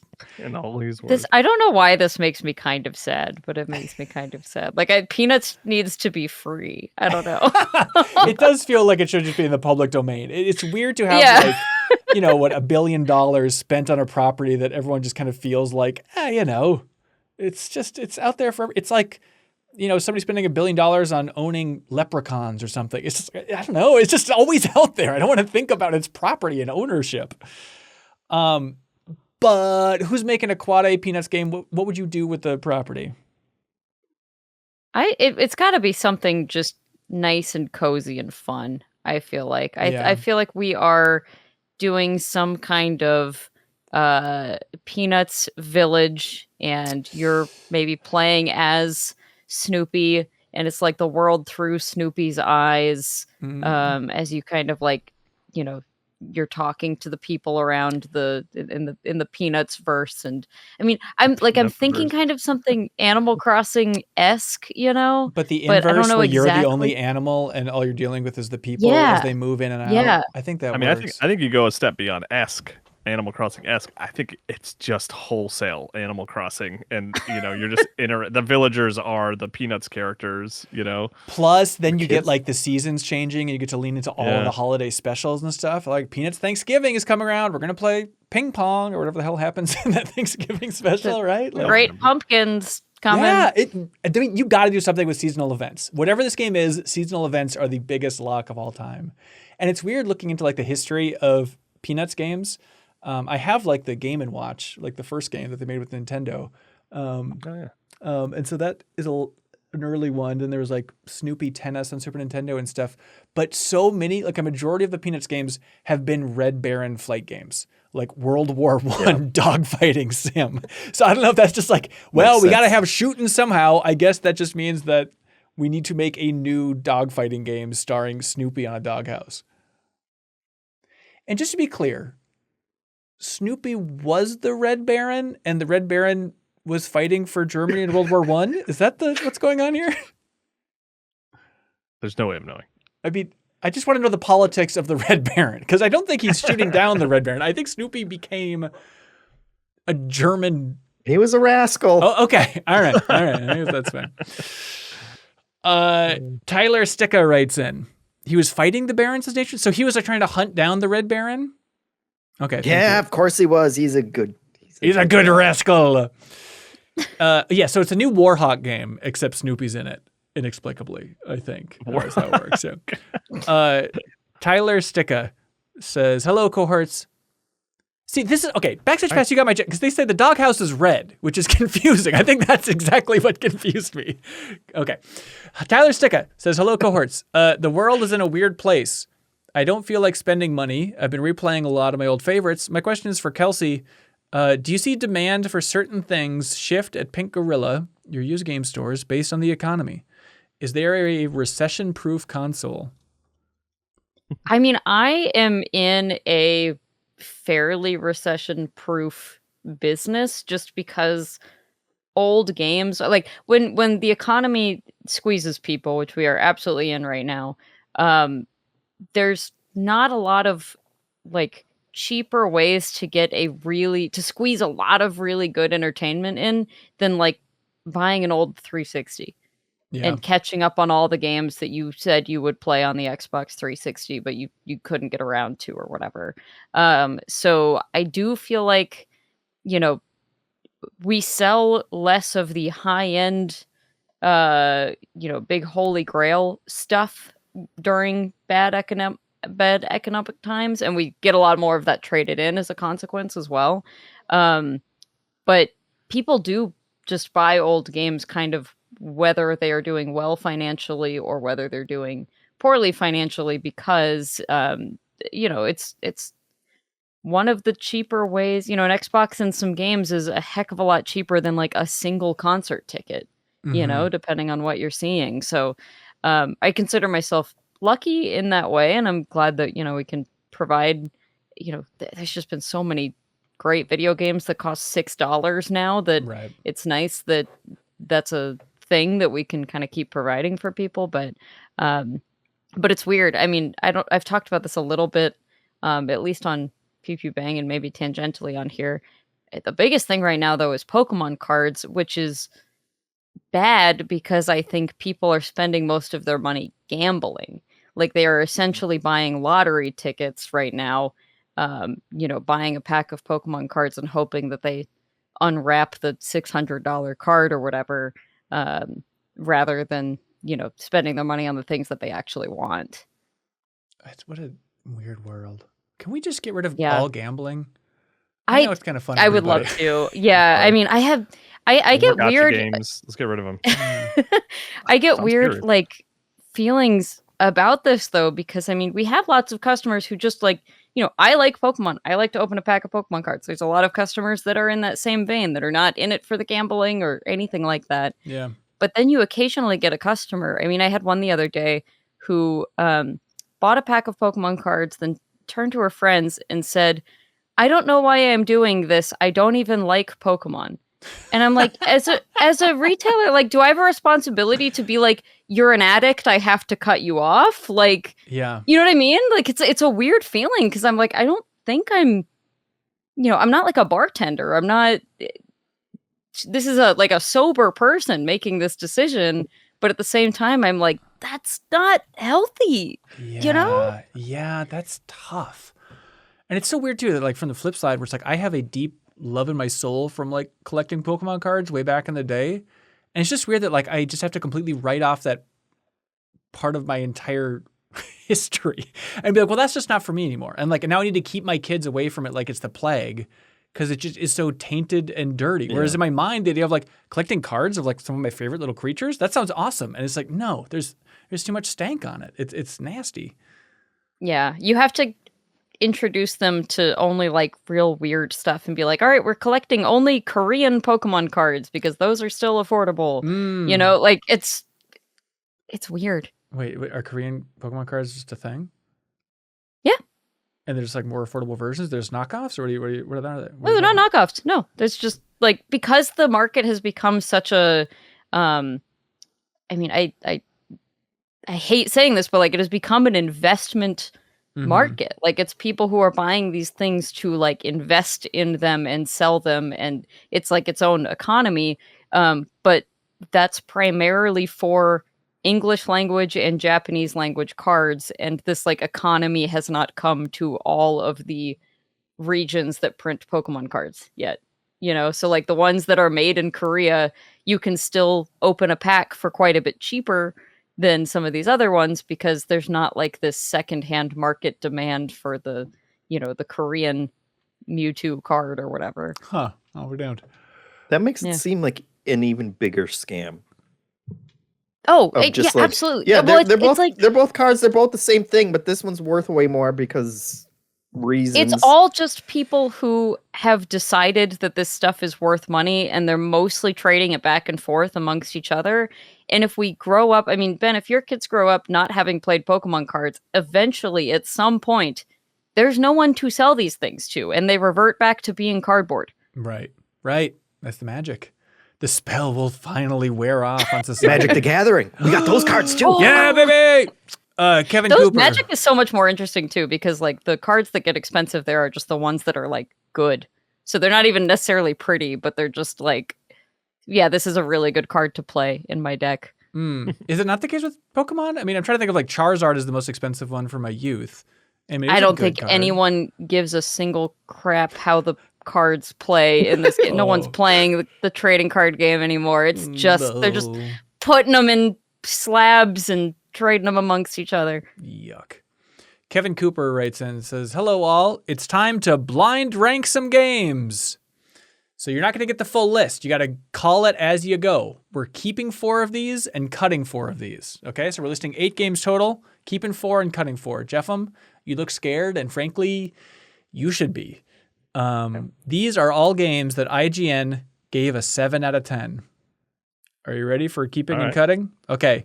Star Wars Outlaws, keep or cut? Keep. I haven't played it, so it's an easy cut for me. Okay. I like Star Wars Outlaws. Played and beat it. Okay. Jeffem's not speaking up, so I'm leaning towards keep then with Kyle. Okay. Sure. Absalom. The co-op brawler, the roguelike brawler from last year, which was quite good. Yeah, that is good. You guys are we gotta start. We can't keep the first 3, you guys. We can't just say keep. Look, I don't want to guide you guys one way or the other, but these are 7 out of 10s. And Absalom feels north of a 7 out of 10 in my mind. So, yeah, you do you, but I don't really like beat 'em ups very much. All right, I'm cutting it. You guys are monsters. All right, now I hope you're happy, you sick Fs. Starfield is the next one. Cut. Hang on. I'm looking at No, Starfield. that's fine. I don't care. What? You're the biggest defender of that game on planet Earth other than Greg Miller. You could do, said Janet about Starfield. I think you could do with your time. Jeff, you like Starfield. I enjoyed it. I'm not going to defend it to a bunch of people that in the entire industry. Okay. I acknowledge its flaws. I'm a weird hoarder in open world games, and it let me hoard stuff. Okay, well, open up your little hoardy ears, because Avowed is the next one. We've already kept 2. You've cut 2 and you've No, kept we've 1. only- Okay. One. Keep Avowed. Avowed is actually really good, guys. All right, tell IGN. Stellar Blade. I think we can cut that one, as much as I actually do like Stellar Blade. Okay, you might be stuck with some games you don't like down here. Oh, that's the way that this game works. That's the problem ranking games without knowing the whole list. All right, you've only got 1 more cut, and you've got 2 keeps left. Saros, keep or cut? Keep. Let's keep. Yeah, we can Stars keep only that. got a 7? Yeah, I guess so. Yeah. Huh. Okay. You have 1 more cut and 1 more keep. Choose wisely. WarioWare, Balanced. move it. Ooh. Oh, move it? Move it. Wait, which one is move? That was the last That's one keep on for the me. Switch. Is that I like the that- I one like where that you game a lot. play as Wario? No. That's Get It Like you move- Together. And both of them are Okay. underrated, I do believe. They get Move way it too I much like crap. quite a lot. Yeah. I like, Because Get It it's Together more. reminiscent of the Wii one, which is smooth moves. of course. Yeah. Now, I want to be clear. If you choose to keep this one, you are inherently cutting the last option. Is this where the group is at? We got Sorrows. We're good. Kelsey, I'm looking at you. Is this what you want to do? Does this mean I'm about to have to cut a beloved JRPG? I'm just or something? asking. Look into my eyes and tell me if we're Did keeping you or cutting order these WarioWare games, Move It. Hanson? I did not. I Nope. like- Hanson, I did not order them. okay. So, Kelsey? I like WarioWare Move It. Oh, you fool. Let's keep it. That is randomly resulting cut in what it- you cutting the game that some people are calling the greatest JRPG of all time, Octopath Traveler 2. No longer in the fold. I'm sorry, Octopath Traveler 2. So you ended up with Star Wars Outlaws, Avowed, WarioWare, that a 7? and Saros. Yeah, isn't that wild? 7? 7's not like a bad score, to be clear. I just like these. It feels dirty. It feels wrong. It feels like trash. You can put all the text you want in the review. I forget what it's called, where you define what each number means, and 7 might have something that says like solid. I bet it says good at IGN, but technically for some reason 7 out of 10 is like, oh, they've done it dirty. Poor Octopath in the mud. There you go. It's got some flaws. It's not a perfect game. I like it. Okay. No Star Wars Outlaws. Did you play any more of Octopath Traveler 0, by the way, Kelsey? At the start of the year, I remember you were like, "Oh, it's good." I probably still have a solid 20 hours to go on that thing, so I don't know if I'm gonna. We'll see. Hey, no shame. I did like it. Okay. Yeah. Okay. Jeff Enright says, "Hello, MinnMaxers. That's us. It's basically been a month since Vampire Crawlers released.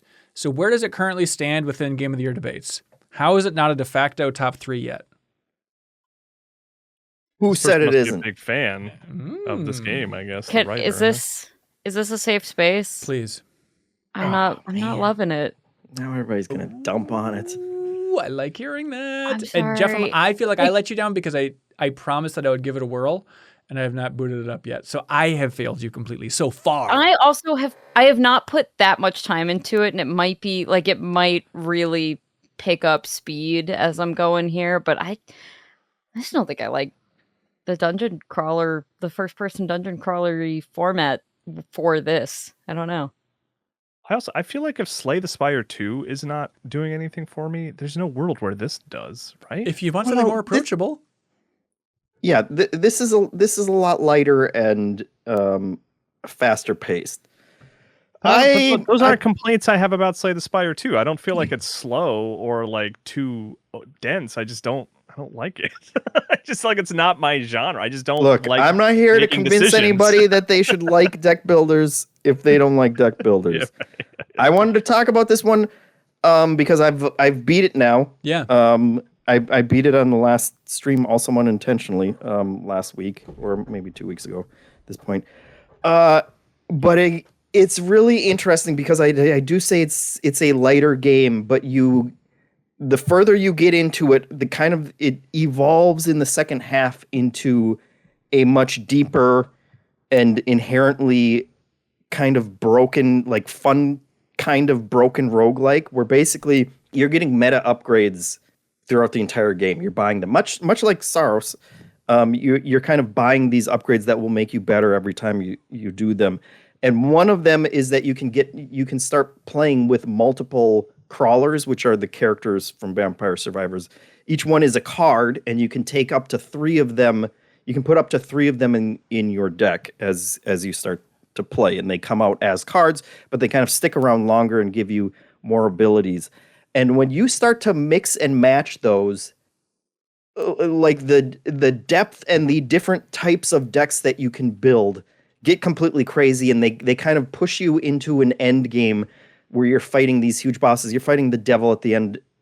Every run or every match level that you do ends with this devil coming up and killing you with this massive attack that you can't possibly survive, except you get to the point where you can survive it because you are so overpowered. You kind of build these decks that loop on themselves repeatedly because you're playing cards, in a combo, basically with their mana. And so basically you build out these crazy kind of infinite decks that then kind of the meta becomes, how long can I go? How big can I get these combos to take down these really huge enemies? And it impressed me with how much depth. The first time we talked about it, I was very much like, oh, it's lighthearted. It wants you to win, kind of, like you're blasting through 1 million enemies each turn, and that feels good. But then it really does bring a lot more depth and kind of strategy to it without having to build, a 50 card deck each run. Well, you probably don't want to do that in Slay the Spire 2, but like I still feel like in Slay the Spire 2 you need to know the deck and the mechanisms so much more. And here, once you kind of unlock the ability to mix and match those survivors, like you can build an infinite deck in the first level, basically. After you get a couple more cards, you can kind of build these very bespoke, interesting, and like extremely fun decks to do some crazy stuff in it. So okay, so opening your heart a little more after finishing it. I mean, I loved it to begin with, but good. this is like, yeah, this is in my top 3 so far for this year. Oh, all right. Hey, that's huge. It's great. I've played more of it than Slay the Spire 2 at this point. And I do really hope I don't, it's unfair that we look at a game like this and we say, oh, well, the developer added so much to Vampire Survivors over the years. Of course they have to do it here. Like, this is a full, complete game, and it has plenty of content in there. I do hope that they keep adding to it forever, though, like they did Vampire Survivors. That's my fingers crossed. All right. Because it's very good. Kevin M writes in, they say, hey, gang, by the timeline of the Game Awards, we're halfway through the year, which means roughly half of the Game of the Year nominees should be out, of course, right? What 3 games released so far this year do you think would be most likely to be nominated for the Game Awards Game of the Year at this point? The Game Awards Game of the Year. Because, like, yeah, my personal picks are like, Saros and Pragmata, but like I don't think those are like locks for SGF Game of the Year awards. I think Saros is going to be an interesting one. I think Saros could be. I mean, if I feel like would Wolverine kind of take the placement of like, all right, we got to have our slot. And I know this is not picked by one person, but it's kind of the way that the nominees unfold. It's like, are they going to feel the need of like, we have our Sony big budget slot and Wolverine will take it if that game turns out well? I don't know. I think Resident Evil Requiem is a lock, I'd imagine, for the top 6, right? I'm curious, is Pocopia going to make that top 6 at the end of the year? I think it's possible. I think it's possible too. I think so. Yeah, that's fun. I think there's enough. Yeah, there's enough people kind of spread out amongst all of the various outlets and whatnot that it wouldn't surprise me. Yeah, the other one that's like an interesting one to debate, where some people it's gonna be the biggest slam dunk in the world, but for the Game Awards jury pool, Slay the Spire 2. Jeff, do you think it's going to get up there? I think, like, is it going to be a Balatro style thing of like everyone's playing it? I'm leaning towards it. It's like Baldur's Gate 1, right? Yeah. So people are cool enough to like cool to go outside like AAA mainstream. Like sure they'll pick. I think it will be enough. More of an early access question. They allow early access. Yeah, they do. Okay. Yep. That's fine. I'm okay with that. But yeah, okay. Has an early access game ever been nominated for Game of the Year by the Game Awards? That's a good question. I don't know if any of them have ever been nominated. I don't think so. I feel like it's at a disadvantage because like they're even beyond the quality of it and everything and the amount of content that's there. Like for it seems like everyone thinks of it as like a full game, and I think it's certainly allowed to be in contention. But like, I just think there's enough people that might be like, I don't think I want to count it yet because it's not 1.0. Right. That it doesn't get the sort of votes it needs. And even if they have that disclaimer in like the sheet of like count early access, if it's like a divided room and some jury pools are like, we're going to wait, like that probably would ding it in a big way. God, yeah, I'm trying to think. I don't know if early access has ever been, I don't think so. I'm trying to think like Fortnite or something, but I don't think that was ever up in there. Pragmata? Is it going to be Pragmata and Requiem from Capcom as a twofer? I think it could. Yeah. I think I actually just don't think that half of the nominees are out yet. Yeah. It's going to be such because I think I think if we had to pick the first half right now, then Pragmata is somewhat likely, but I don't know that maths. Yep. All right, so we'll see. Cambino writes in and says, hey, everybody, with the rise of insert game here likes, I've thought to myself, why haven't we had any Kirby-like games? We have Mega Man likes, Metroidvanias, and of course Souls likes, but no Kirby. I think it would make a cool game. We could call them copy likes. It is interesting. We have Mega Man likes? Yeah, that one seems a little, I mean, I guess kind of like throwback retro I don't know. And yeah, like 20XX and stuff. Like there's a lot of like there's stuff. But does anyone use that I've never heard Mega No, Man like in my people just say like some retro platformer. I mean, isn't Mega Man kind of a Kirby like? We're being honest with if just absorbing powers. Yeah. Yeah, but Mega Man just does it with bosses. A little Samson like. Yeah, that's where I took it as. Is like games that are kind of like blue mages, right? Like games where you absorb enemy powers. So I'm like, Brave Fencer Musashi? Is that the best Kirby like for like absorbing enemy abilities? I guess is that just the defining Kirby thing? Like it's just if you absorb and take on powers? I guess so. In a sense, like even Mario is a Kirby like sometimes. You know what I mean? Like it's kind of messy. Right. Yeah. I wonder if you need the combo I guess of like there's also the sort of platforming, right? The sort of endless jumping kind of so to speak. Right. Flying around, absorbing powers. That's a pretty specific overlap that I don't know if they could really do. Yeah. Is it specifically absorbing enemy powers though? I think so. Why? Although I guess he eats other stuff too, right? Yeah. He eats vending machines and shit. So yeah, you can't be stopped. Does Mega Man ever take powers not from a boss, Kyle? I don't think so. I'm not a big. I mean, I like Mega Man X a lot, which is basically the same. But yeah, I don't know if Mega Man. There's a lot more Mega Men than Mega Man X's. All right. So maybe, I don't know. I don't think so.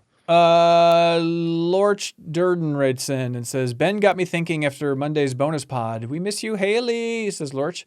Imagine a year with no new releases, no new games for 12 months. The developers just took a sabbatical. What would you do for that year? What would MinnMax, GI, and Pink Gorilla do? Good question. Pink Gorilla would be fine. They'd be thriving. Yeah, it would be fine. Business would be booming like never before. So Kelsey would buy a yacht, finally. Yes. As we know, retro game stores, I'm getting famously close to buying a yacht. I would love to say that we'd all be very like dutifully cleaning up our backlogs and everything. Mm-hmm. You know, I'd finally get around to all the JRPGs behind me that I've never gotten around to play, but I don't know. I think I would go lightly insane. And I think that at MinnMax, I trust Ben to just keep a structure, and we'd probably just kind of do a lot of deepest dive type things to keep our brains on. But like I would need help. I'd need someone to tell me what to play. I think it would just be the year of deepest dives here. Yeah. And like you can celebrate retro gaming for a year. Yeah. Or indie gaming. Like there's so much that I probably also would not end up tackling the games that I should play in my backlog, but I'll just play 40,000 retro games that I have on a certain handheld.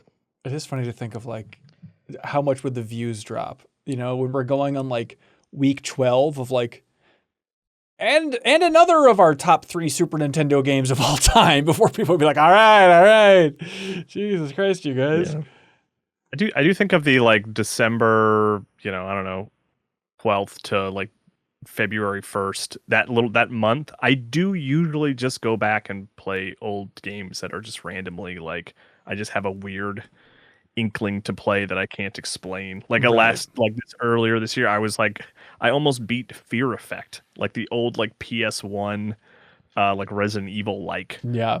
And I usually find some or Golden Sun, The Lost Age was another one. It's like I do just gravitate towards, the old games that I don't know, like backlogs, maybe not even the right word, but like just like. I don't feel bad. I don't go crazy. I kind of embrace it. I look forward to it more and more. Yeah. I'm just like not feeling like obligated to play the new games, which, I guess I could just implement that into my life as just a normal person, but I do like playing new games as well.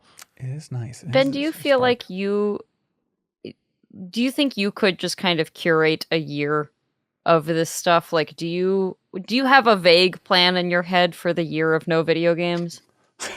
I don't know if I go that like, far. are you gonna like bring? I feel like you could create like a let's all get very cultured, and we're all going to make sure we've all played the classics and have this like wonderful understanding of video games as a whole based on selections from the past. I do think, yes, that would be fun. I don't know if I got it fully ready to go. I mean, I do have like themed episodes. You're not prepared for the video game industry to just stop in its tracks for 365 I accidentally days. might be, because I have like a list of episodes, like themed episodes we could do.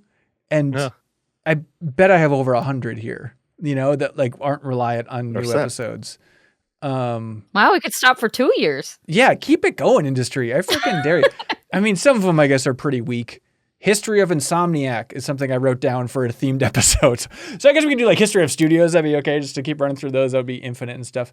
But I think more than that, I think if new games stop for a year, it'd be like, this is the year where we lean into like Better Quest more than ever, and we make a bunch of like bonus videos like that, right? It'd be like Jeffum is looks maxing for an entire year, that type of cool classic stuff.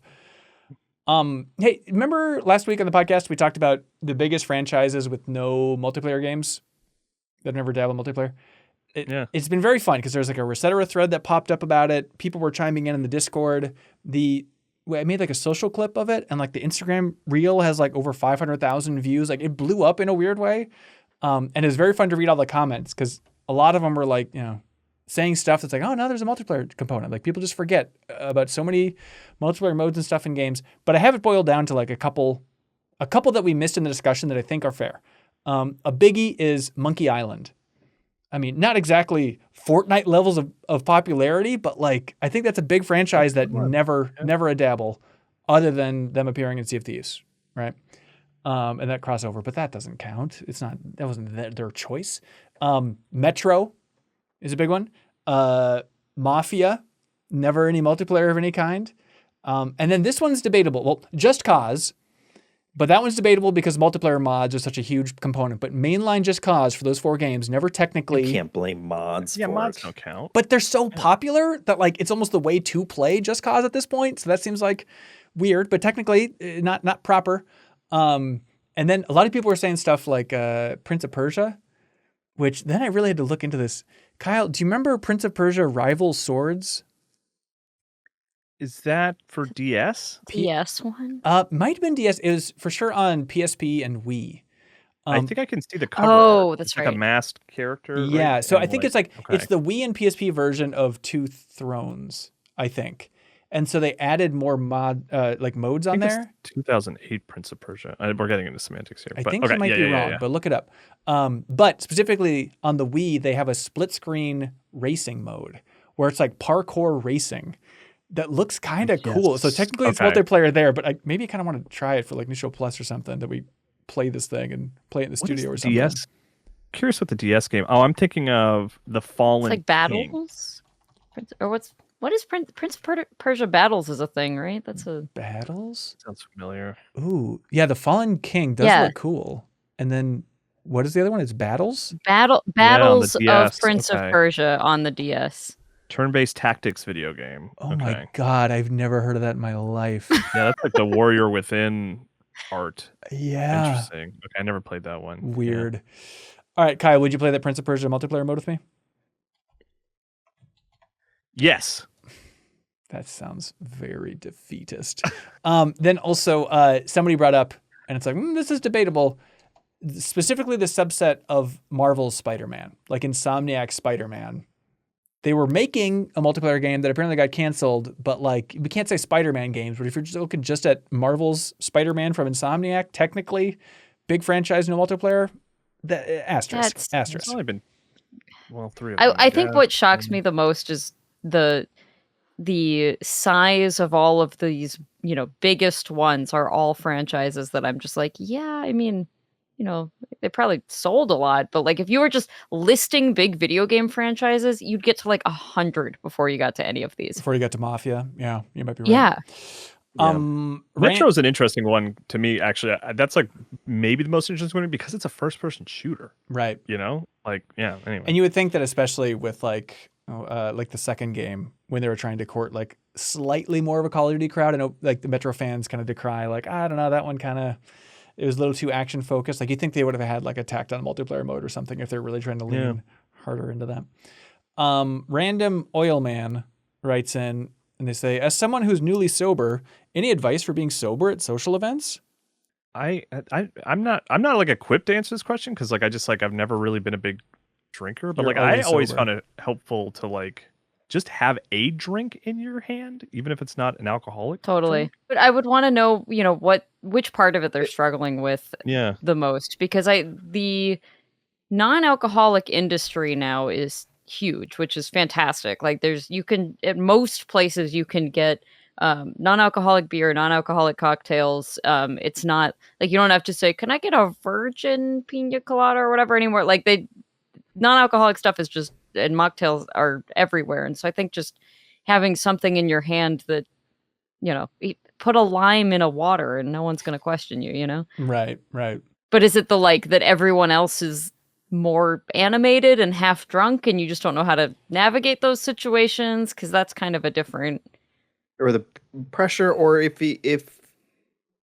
the person is sober because they've had a drinking problem in the past, then they probably don't want to be drinking even non-alcoholic drinks. That might be a weird, they might be wanting to stay away from it completely.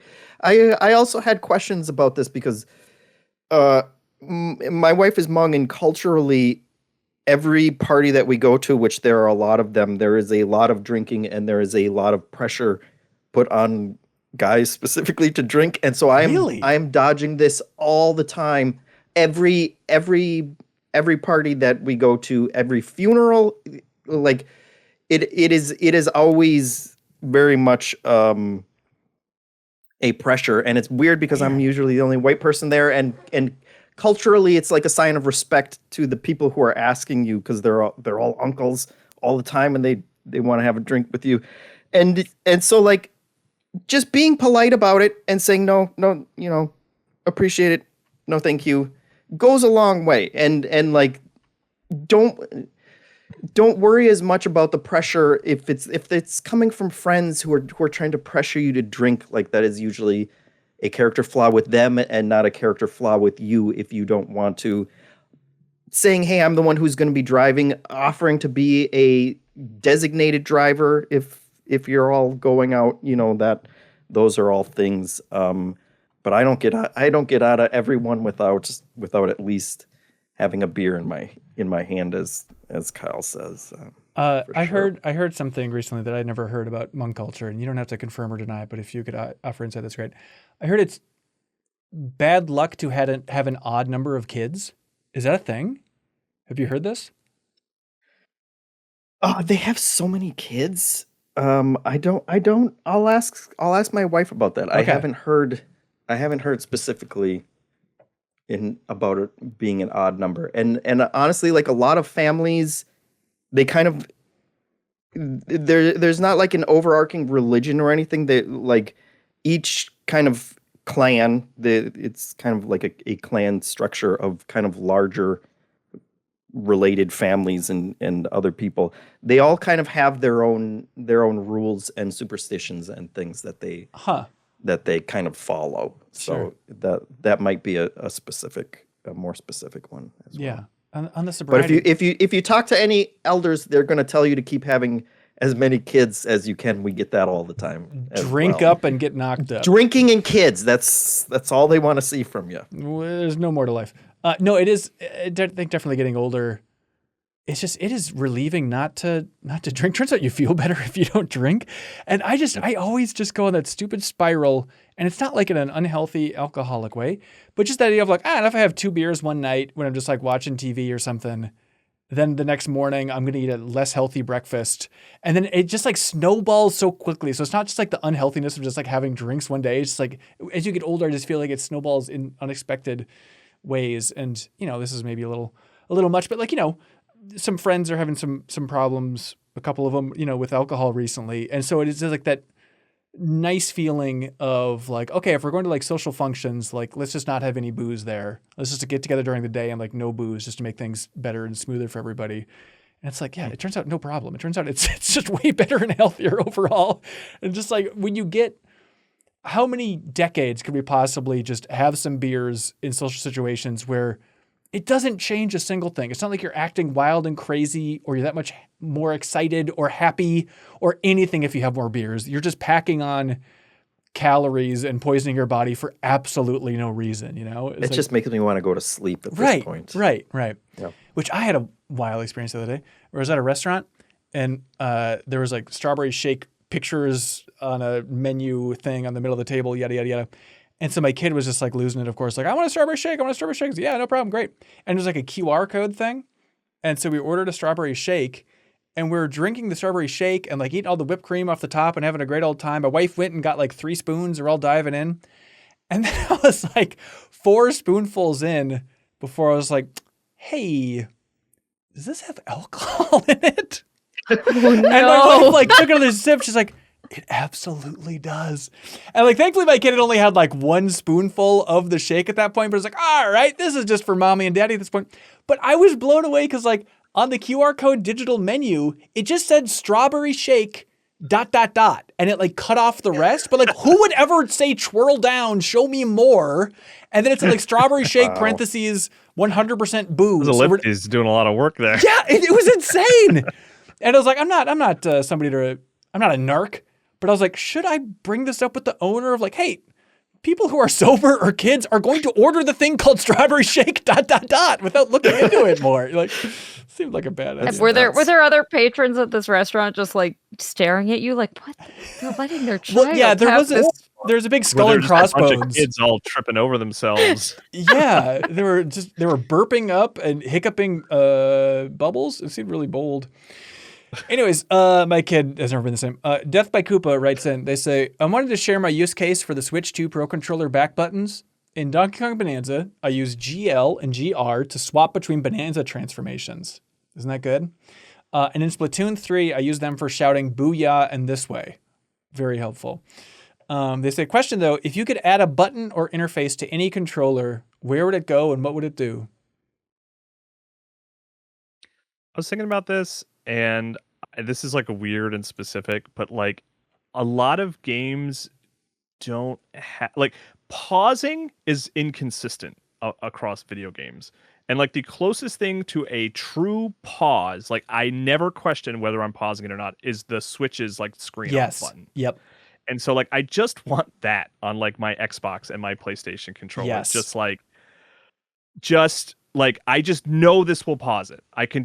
There's no question in my mind whatsoever. Maybe it's a freaking switch on the top or something that I just have to like click over. That it's like cutscene, whatever. I'm always so frustrated. I was like, hold on, I gotta pause this, and I'm like, press the pause button, and it doesn't work. I'm like, well, hold on. What if I hit your kid stops moving? Yeah. Oh, that'd be good. You hit the home button, but the cutscene is still playing, like in the background of the menu that pops up. Here's what you need. You need like it's the controller, but it's not a Switch. It's like, the red cord that's in like hospital bathrooms for emergencies and stuff in the shower if you need to pull it. Yeah, you need that dangling off every controller. You just yank it and it just like stops everything. Multiplayer. Everyone just stops and pauses exactly where they are. Absolutely. Yeah, that's good. That is good. Mine was a little more esoteric and more software side. But I want a shortcut button where basically a dedicated button where you can hold it in, and then every other button that you press while you're holding that one in can be programmed to do other stuff. Like that is in a lot of retro emulators on the Thor. Like I have that set up with a bunch of different things kind of universally across a bunch of different emulators, and that is so handy for like auto shutdown game, auto save, quick saves and quick loads. But it basically, you set it up just so like hold in this one button and then everything else will do different stuff and you can program it that way. Yeah, that is nice for sure. I like that. Aging Poorly, I disagree. They say, hey team, another famous gaming podcast has burned me with a spoiler lately for a current game and it bummed me out. Thank you for leaving it ambiguous, Aging Poorly. Every other gaming podcast is perfect as well. But they say, as gaming podcasters, how do you decide whether divulging something about a game is an unacceptable spoiler reveal? Is there a formula? Just vibes? How much is this on your mind during discussions? It's certainly on my mind a fair bit. Based on YouTube comments, it's never on my mind enough. Like everyone has their own threshold. And the fact that I talked about the Gundam being in Forza Horizon 6 and people were lighting me up like, spoilers, dude. I'm like, it was in the trailer. Like if it's in the trailer and it's not like launch day of trailer for something like Final Fantasy VII or something that story focused, like it feels pretty fair game. That was like in the reveal trailer for the game. Yeah, trailer is completely okay. If you and I have a couple of friends who like really, really don't want to be spoiled on some stuff, and they simply just don't consume podcasts that say they're going to talk about those games if they're like truly trying to keep it, I'm not even watching trailers and stuff like that. Like, I don't know. It's tough. It's like I've definitely trimmed stuff out. Please don't be offended, crew. Where I was like, I think that was a little too spoilery. And especially if it's not adding anything to the conversation, it's just like a reference to something where it's like, it's better if folks don't know that going into this game. I will trim out like a sentence or so from this podcast, but I'm still surprised every once in a while where comments are lighting up like, I can't believe they spoiled this. I'm like, really? That's okay. I never would consider that a spoiler, but I get it. I guess I can kind of see it because I don't consume a lot of trailers. And so like assuming that everybody has seen or wants to watch every trailer, but part of that is, I guess, if you are that concerned about spoilers for something that you haven't watched even the trailers, then why are you watching podcast conversations? But I personally wouldn't. I guess my takeaway is I wouldn't go off of a trailer for like, well, it was in the trailer, therefore it's fair game. Like if something still feels like a spoiler to me, even if it was in a trailer, I would try to avoid it. Yeah. I mean, I also never would have imagined that a Gundam being in Forza would be a spoiler to begin with, I guess. Sure. I play Forza for the story, Jeff. Come on. He's very important. He has a lot of lore that he reveals. But it was like one of the first. That would have been events. a cool if they had avoided up to that point, like to just like the there'd be like it is cool. I think you see it in like the intro too. I think they show the Gundam, and then it's just the race comes up within like the first couple hours. It's not like the end of the game or anything like that. Yeah, the thing I did it recently. You bleeped something where I was like, I just flippantly was like spoiled something, and I was like, why did I do that? Because I try to like not share like anything, even like little early puzzle solutions and stuff. Like I kind of feel like are spoilers. Sometimes people will be like, well, it happens in the first 5 minutes, so it's not a spoiler. It's like, I disagree with that. Like sometimes some of the most interesting stuff can happen in the first 5 minutes. And that's like, when you're sort of getting into the story and being set up with it, and that's its chance to pull you in. So if you're just like sharing things that happen and like, just because it's the beginning doesn't mean it's not a spoiler to me. I think like Claire Obscure, like talking about the first hour of that game, it's like, I think that's a good example of like, you can talk about the tone of the game without being like, this literally happens. Now I'm going to second guess myself and go back to our first conversation about the game, because hopefully we danced around it and not completely eating my own words here. But it's like, I always just think of it like, are you just saying something that's lessening other people's experience and surprises, but it's not adding anything, versus like, is it helping you explain why you should be excited about this game? Because I do feel like you have to have some specifics or it just becomes the most bland conversation ever. And so it's always tough to try and find that level. But like I remember, and that's why we got the hats. That's why I got the hats. Yeah, we bust those out. So we're not perfect. I try to err on the side of being good on spoilers compared to other gaming podcasts, but I understand we still have a lot of dialing in to do exactly. But I remember, Jeff, reading Game Informer's review of Diablo 3 and arguing with Adam Biesner back then. Where I'm like, what? Why are you saying that Diablo is the final boss? He's like, it's fucking Diablo. I'm like, I don't care. Like, I like the feeling of like, you don't know where a game can go. Like, I think that's more exciting if I'm playing through Diablo 3 to not know for sure if Diablo was going to be the final God. boss. Who knows? Yeah. I mean, so it's silly the arguments you can get in about spoilers, but I do think it's like when you're restricting possibilities, you're kind of harming the game. And like, I think one of the reasons I love Spider-Man 2 so much recently was playing it all before any reviews got out there and really having no idea which way that was going to go, compared to just being like, yeah, the first half it's kind of this villain, second half it's kind of this villain, which I feel like everyone had in the review discussions was like, oh, that even knowing that structure kind of flattens the experience and possibilities for me, which is the fun of a story-focused game like that, I think. So case by case, we can always do better. Keep the feedback rolling. Unless it's about Forza Horizon 6. No, that was fair. Because again, it's like, I'm sure that people wanted to experience that on their own. There's a handful out there that totally, it's like, I want to see the extent of the Gundam race, so it's tough. It's always better not to say anything. And if you're going to say something, it's always better to just preface it by saying, hey, this might be a spoiler if you're worried about it. Yeah. don't listen for the next 5 seconds. One recently was like the Mina the Hollower rapid fire we did, where there were several comments where like, I had to tap out, too many spoilers in this. I was like, that's interesting. Like them just saying like, there's an alternate ending. Some people were like, that's a spoiler. I don't want to know that. I was like, okay, that's all right. That's kind of my ground of like, I don't consider that a spoiler, but I guess it's telling you structures of the end of the game a little bit, maybe. So it's a weird video games are funky because like that in that rapid fire, which is something, Yacht Club shared publicly is like, spoiler alert for Mina, fast forward if you want. There's like a bike that you can get in the game, right? And like I watched the rapid fire and I kind of, and when I got, and it's like a mechanic, it's not a story thing. It's not even like a thing that's permanent. It's like you can come across a bike in the game, and like I would have liked to not have known that, right? Right. Like it's like mechanics are spoilers to me, So yeah, I don't know, it's tough. It's tough. Nobody's perfect. So we should never say things about. We should never talk about any games. No, yeah. It's a movie podcast. Don't talk about stories or mechanisms. Just it is tough though, because I mean you can only structures of games. Just going back to even the Forza one, it's like, is it as effective if you just say, and then there's a really cool moment while you're racing? Like that doesn't sound like anything. Yes. What are we doing for a job at that point? I mean, if I say like there's a set piece race that's like one of the coolest I've ever seen in a racing game, like I guess that's I probably could have gone that route, but the fact that it was in the trailer kind of tipped me in a certain direction. But yeah, it's tough. But even talking about especially like story focused games, like you all just did a max spoilers for Perfect Tide Station to Station in the bonus podcast feed and on MinnMax's YouTube channel. But I think that was a good example of a tough one where a game that's like fully story focused like Perfect Tide, it's like, how long can that conversation be about this game is good before you share some specific examples, even if it's from the first fourth or third of that game, just to try and get the point across of like the type of story moments it has? It's tricky. Michael Rorson writes in, they say, I'm listening through Rolling Stones' top 500 albums of all time because my music knowledge is really shallow. Hell, Kyle, frickin' Stones have been around so long they could have a top 500 albums themselves. Right? For a second, I thought that's what it was.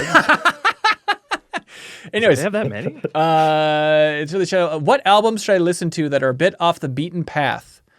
P.S. Shout out to Al Green. Oh yeah, there we go. What albums that are not on that list of 500 of all time should Michael listen to? I have kind of a funky one that I think about a lot sometimes. There's this artist, M83. Do you guys know M83? Sounds familiar. He did a song called Midnight City, which is like his big hit. And he's we'll talk about it later with the get a load of this, but he has music in trailers a lot. He was Cloud Atlas. He had music in that trailer, and there's a trailer that I'll bring up and get a load of this that he has. Anyway, his music is more almost like orchestrated, but he did one album called Junk that is more just like a series of pop songs that I adore. I absolutely love that album. It's so good, but when you go to M83's like Spotify page, like none of tracks from that album are like in his top 10. Like it's just not one that I think connected with M83 fans in a strange way. But I really like M83 albums Junk. It's really cool. So that's kind of a funky one that I highly recommend.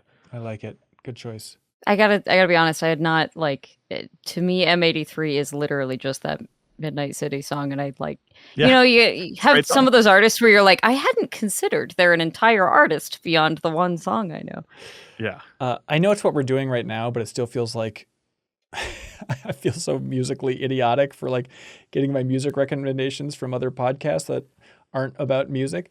But like for me, it was like Blank Check, of course, the greatest podcast of all time. They were just talking about the band Can a while ago, and how like influential this 70s German kind of rock band is called Can. And I was like, it was really hard to Google, by the way, because I went down this same did you? rabbit hole. Yeah.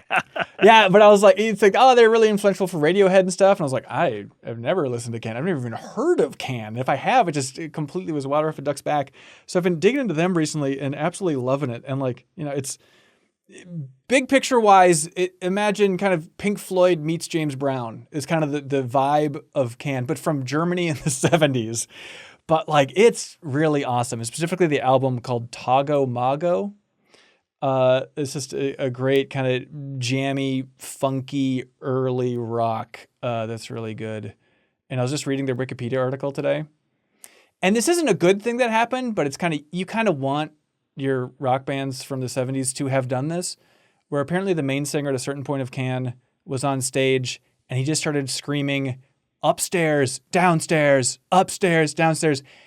And he screamed it for 3 hours straight. Like the band stopped playing and he kept screaming. And it turns out he was having a mental breakdown. And he just screamed those 2 words for 3 hours. So not good, but kind of good for a rock band. It's kind of cool that that's the energy that they're working with here. Anybody else got any music choices, albums?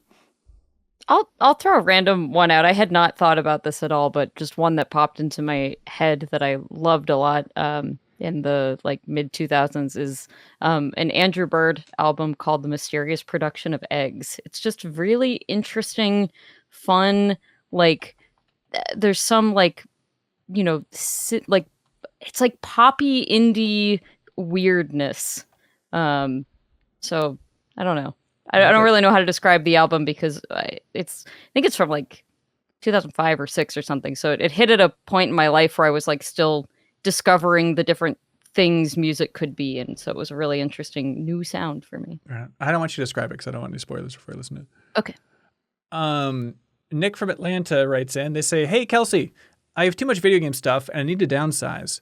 I'm not in the Seattle or Las Vegas area, so unfortunately I can't sell the games and collector's editions to Pink Gorilla via mail, as that would probably be prohibitively expensive. Sorry, Kelsey, you can't get your greedy paws on this person's collection. Gimme your games. I've seen your bumper sticker that says, gimme video games. Would you suggest trying to find a secondhand store near me or selling it online? What should I do? I think that the best way to go about this, I mean, the first question you should ask yourself is, have I ever sold on eBay before? Or bought things on eBay? Does my account have any activity whatsoever? The unfortunate reality of eBay is that if you are a brand new seller and you have no feedback on your account, you are kind of a ripe target for scams.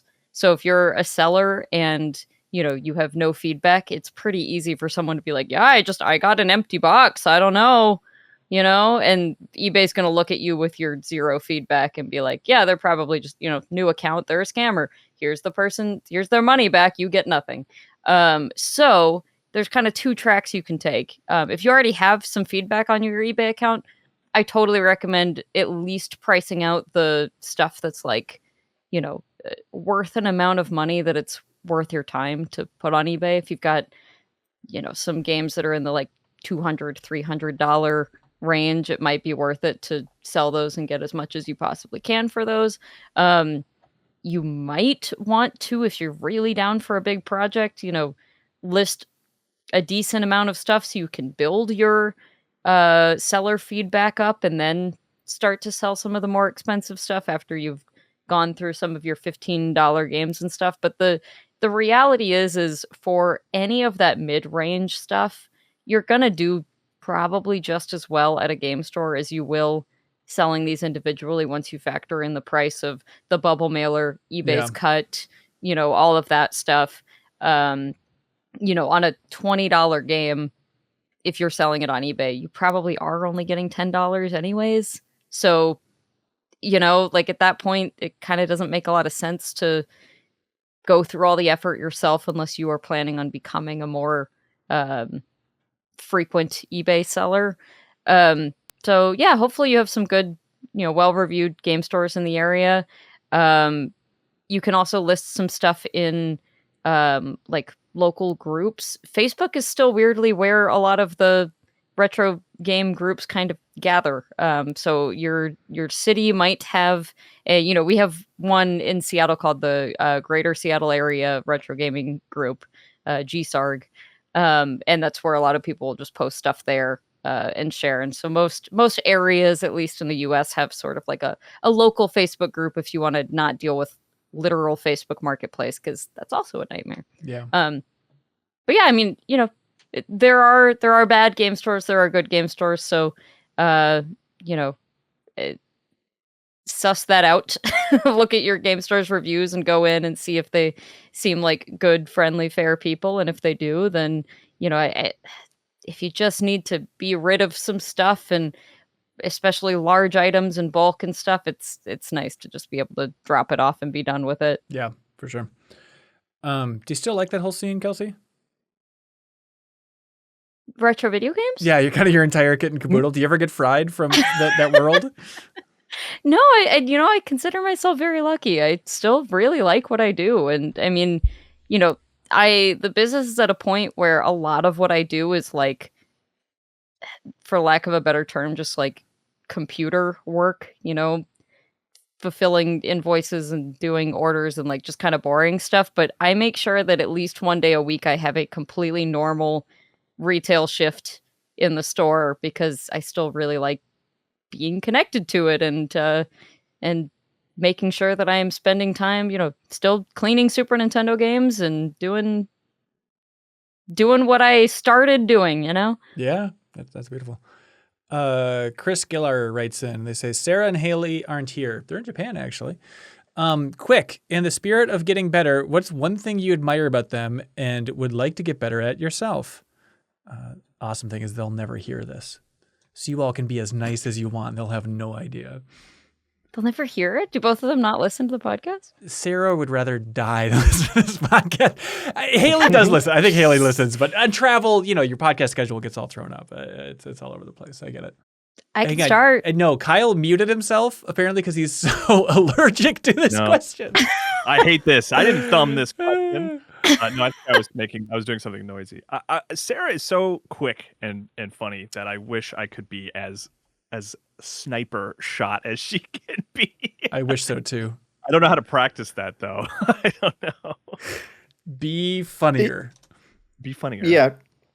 Sarah, every now and then she'll also surprise me with, and not that I don't expect it from her or something, but every now and then she'll just display like incredible emotional intelligence about something, and like she'll bring something up or talk about something in just a very honest and authentic way that I always appreciate. And the one other thing about Sarah that always sticks out is when we were doing the Alan Wake Deepest Dive, and you guys were just gushing over that game for like 20 minutes, and you brought up the now infamous layer of dust on top of the VCR, and I was ready to lose my mind. Mm-hmm. And then she just started screaming at you guys about how much bullshit you were going into. And I will always appreciate her for that, because she read my mind, and she was just as fed up with it as I was.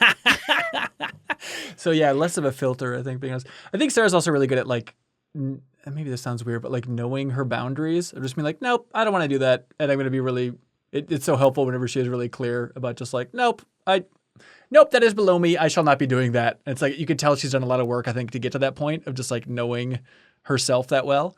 Yeah, way more so than I do. I mean, sometimes when she expresses a boundary, it's like a reminder for me that it's okay to have boundaries. I'm like, oh yeah, right. No, something I think that's awesome about Sarah that I don't think just comes up on content very often. She has so many hobbies and pieces of knowledge. Like, she has such a deeper breadth of knowledge than I think is ever like relevant for most MinnMax content. But then we'll randomly, like, I was showing her a picture of something in my mom's backyard, and she was just like, "Oh yeah, that plant right there, that one's like poisonous to horses," and and I'm just like, "Whoa!" Like, and she has such an interesting breadth of knowledge about so many things that, yeah, it like at this point I'm not surprised by anything she says, and I'm just like, "Okay, you're an expert in that too. That's awesome! Wow." Haley's good too. Haley's great. Yeah. No, Haley's she's like similarly like quietly like a genius, like with like this sort of like that world, like for lack of a better term, like lawyer shit of just like getting into the weeds on like documents. So like that's something my wife is really good at too, that I just cannot engage with, and like my eyes glaze over. So like I I admire that. It's just like that focus. being able to like dig into the weeds of like data and information and just like represent it in an understandable way. Like it's really valuable skill. Yeah. She is so professional and as much of an expert, and yet her personality is like the most fun and frankly inappropriate most of the times, and like that always takes me by surprise, and I'm always delighted by that whenever she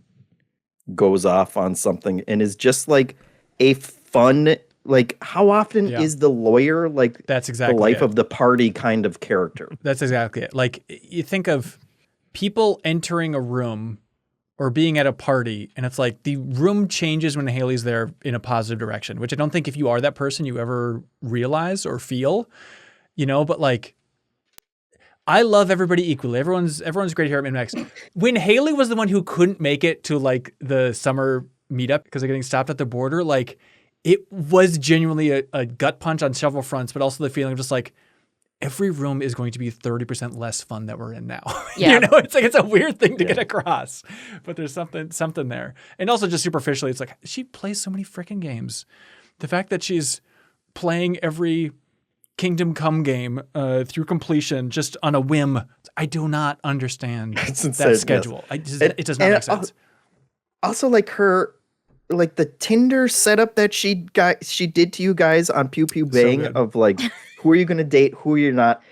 She's an last evil episode, genius. Yeah. Yes. The last episode of the Leo show where she drafted an entire contract or like a lawsuit. Like she can go so deep on some of those things so diabolically that she's also just everybody here is funny, but not Haley funny. She no, I don't even want to say that, but everyone has their own lane for how they bring humor to things, and she tickles me with her with the way she does it. And she would probably make some inappropriate joke about using tickle as a verb. Yes, I do think her ability to really drive in a bit is just it's so good. It's such a good skill to have to be able. And to honestly, it was a little stressful in that episode when she was like grilling us on all this lawyer shit. God. I was like, do I actually have to pay you $50,000? And the weird part is, off air, she did demand it. She kind of doubled down on that in a big way. Yeah. What do y'all like for question of the week? If you had to choose. Hey, hold on, Hanson. Oh, yeah. I wanted to bring one up that didn't make the cut, but it's also kind of a plug for MinnMax content. Real quick. If we can survive another aside. We can. The game that you came late to and appreciate. Oh, yeah. I just wanted to bring up, we played Chips Challenge on the latest New Show Plus episode. Yeah. After we filmed that one, because at first I thought it was a crap game, and I've always thought it was a crap game, and then that kind of won me over with some of the puzzles in there. So I checked out the Atari Lynx version of the game. Yeah. Which was the original version. Right. Completely different art style. Looks very much like old 8-bit art. Yeah. But it actually has an art style to it. It actually has music to all the levels and like pretty good chiptune music. And it's also animated.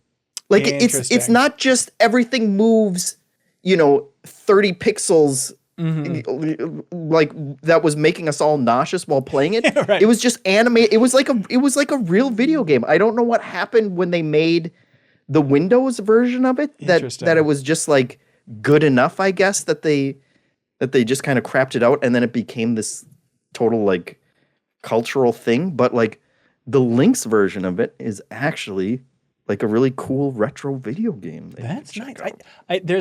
So if you look on Steam, if you remember this. It's an old game that was bundled in like a Windows Entertainment Pack. But it's on Steam, and they have like the creator in like the Steam trailer reel. It's just him like running through, here's a bunch of fun facts about Chips Challenge you didn't know. It's like, I love just seeing like this old timer for the Steam trailer, just being like, I've lived with Chips Challenge. Here's what I can tell you about it.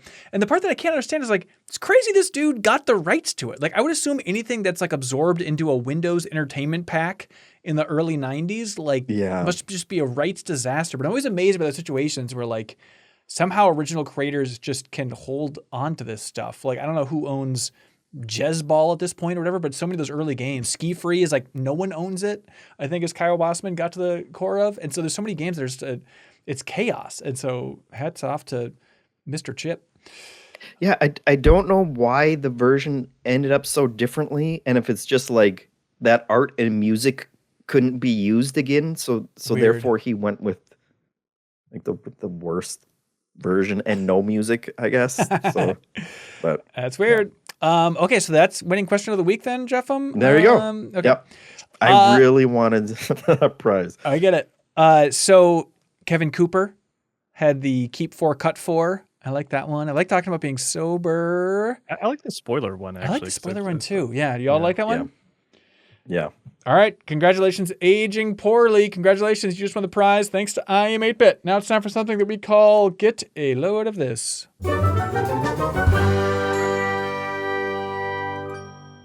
Sit down, listeners. Hope you're ready to get bored by etymology. Having a kid, they ask a lot of questions and it gets confusing, but it's good for just reframing your entire perspective. But we're talking about blood and bleed. And he's like, what's the difference between blood and bleed? I was like, oh yeah, that's weird. So it's like, it's blood if it's in your body, but then if it moves, then you change the vowels in it. Like, and I was thinking, like, is there any other word where that happens? Where you swap out the vowels if it becomes a verb?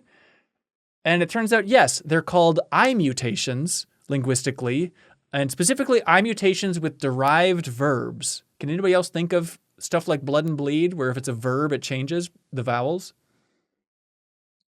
Boy, do I have some for you. Jeff, I'm still thinking. Food and feed, if it's a verb, you swap out the vowels, right? Yeah. Full and fill. This one's interesting. Tail and tell, technically, right?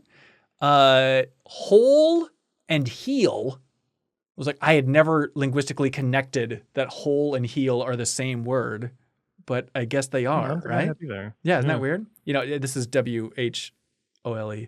And then the one that really tripped me out is doom and deem. I was like, deem? Oh yeah, like I deem you worthy? That's the verb of doom. I had never connected that.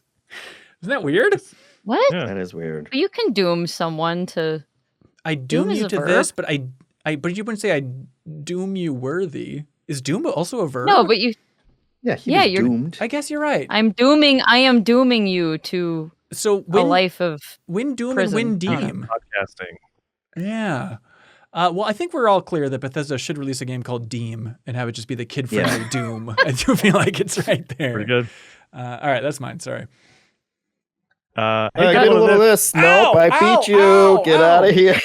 All right. This is a video from someone named Curious Owl. Don't worry about the YouTube. We'll give you a link to it. But it's called "We've Been Testing Consciousness Wrong," and it's about a professor named Masanori Koda, who has been studying fish for 3 decades. And basically what he found out, there's a way that we study consciousness in animals, and it's called the dot test, where you put an animal in front of a mirror, or you introduce a mirror into its habitat, and then once they're used to the mirror, you put a dot, like on their forehead where they can't see it unless they're looking in the mirror. And if they try and touch the dot, that apparently means they're conscious for some reason. Yeah, it means they have self-actualization. Like they know that they're the thing in the mirror. Yeah. Yes, and I guess that's the way we've been doing it.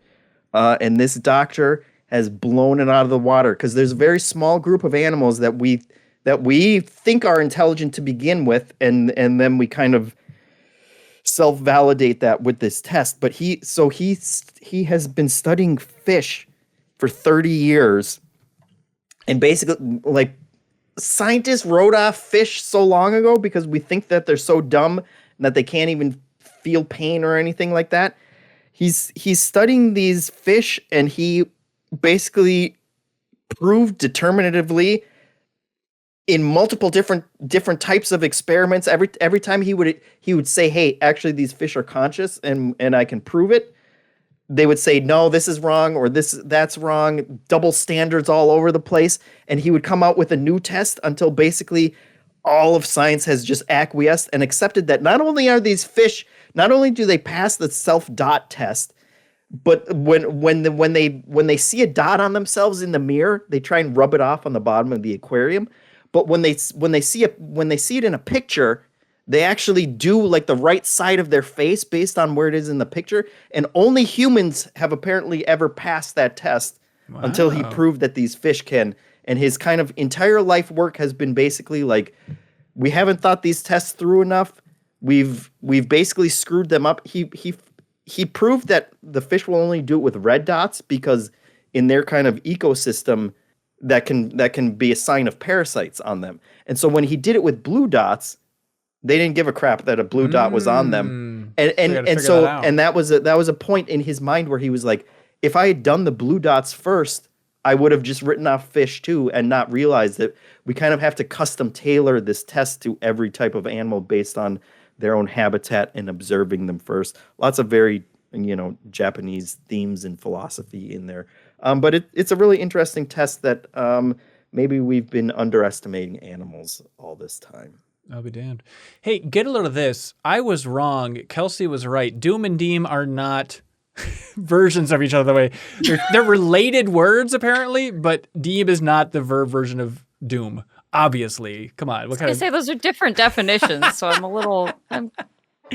How dare you think about it? Get a load of this, Kelsey. That was a self-awareness test, and you passed. That's true. Sorry, Kyle, you got one? I'm real.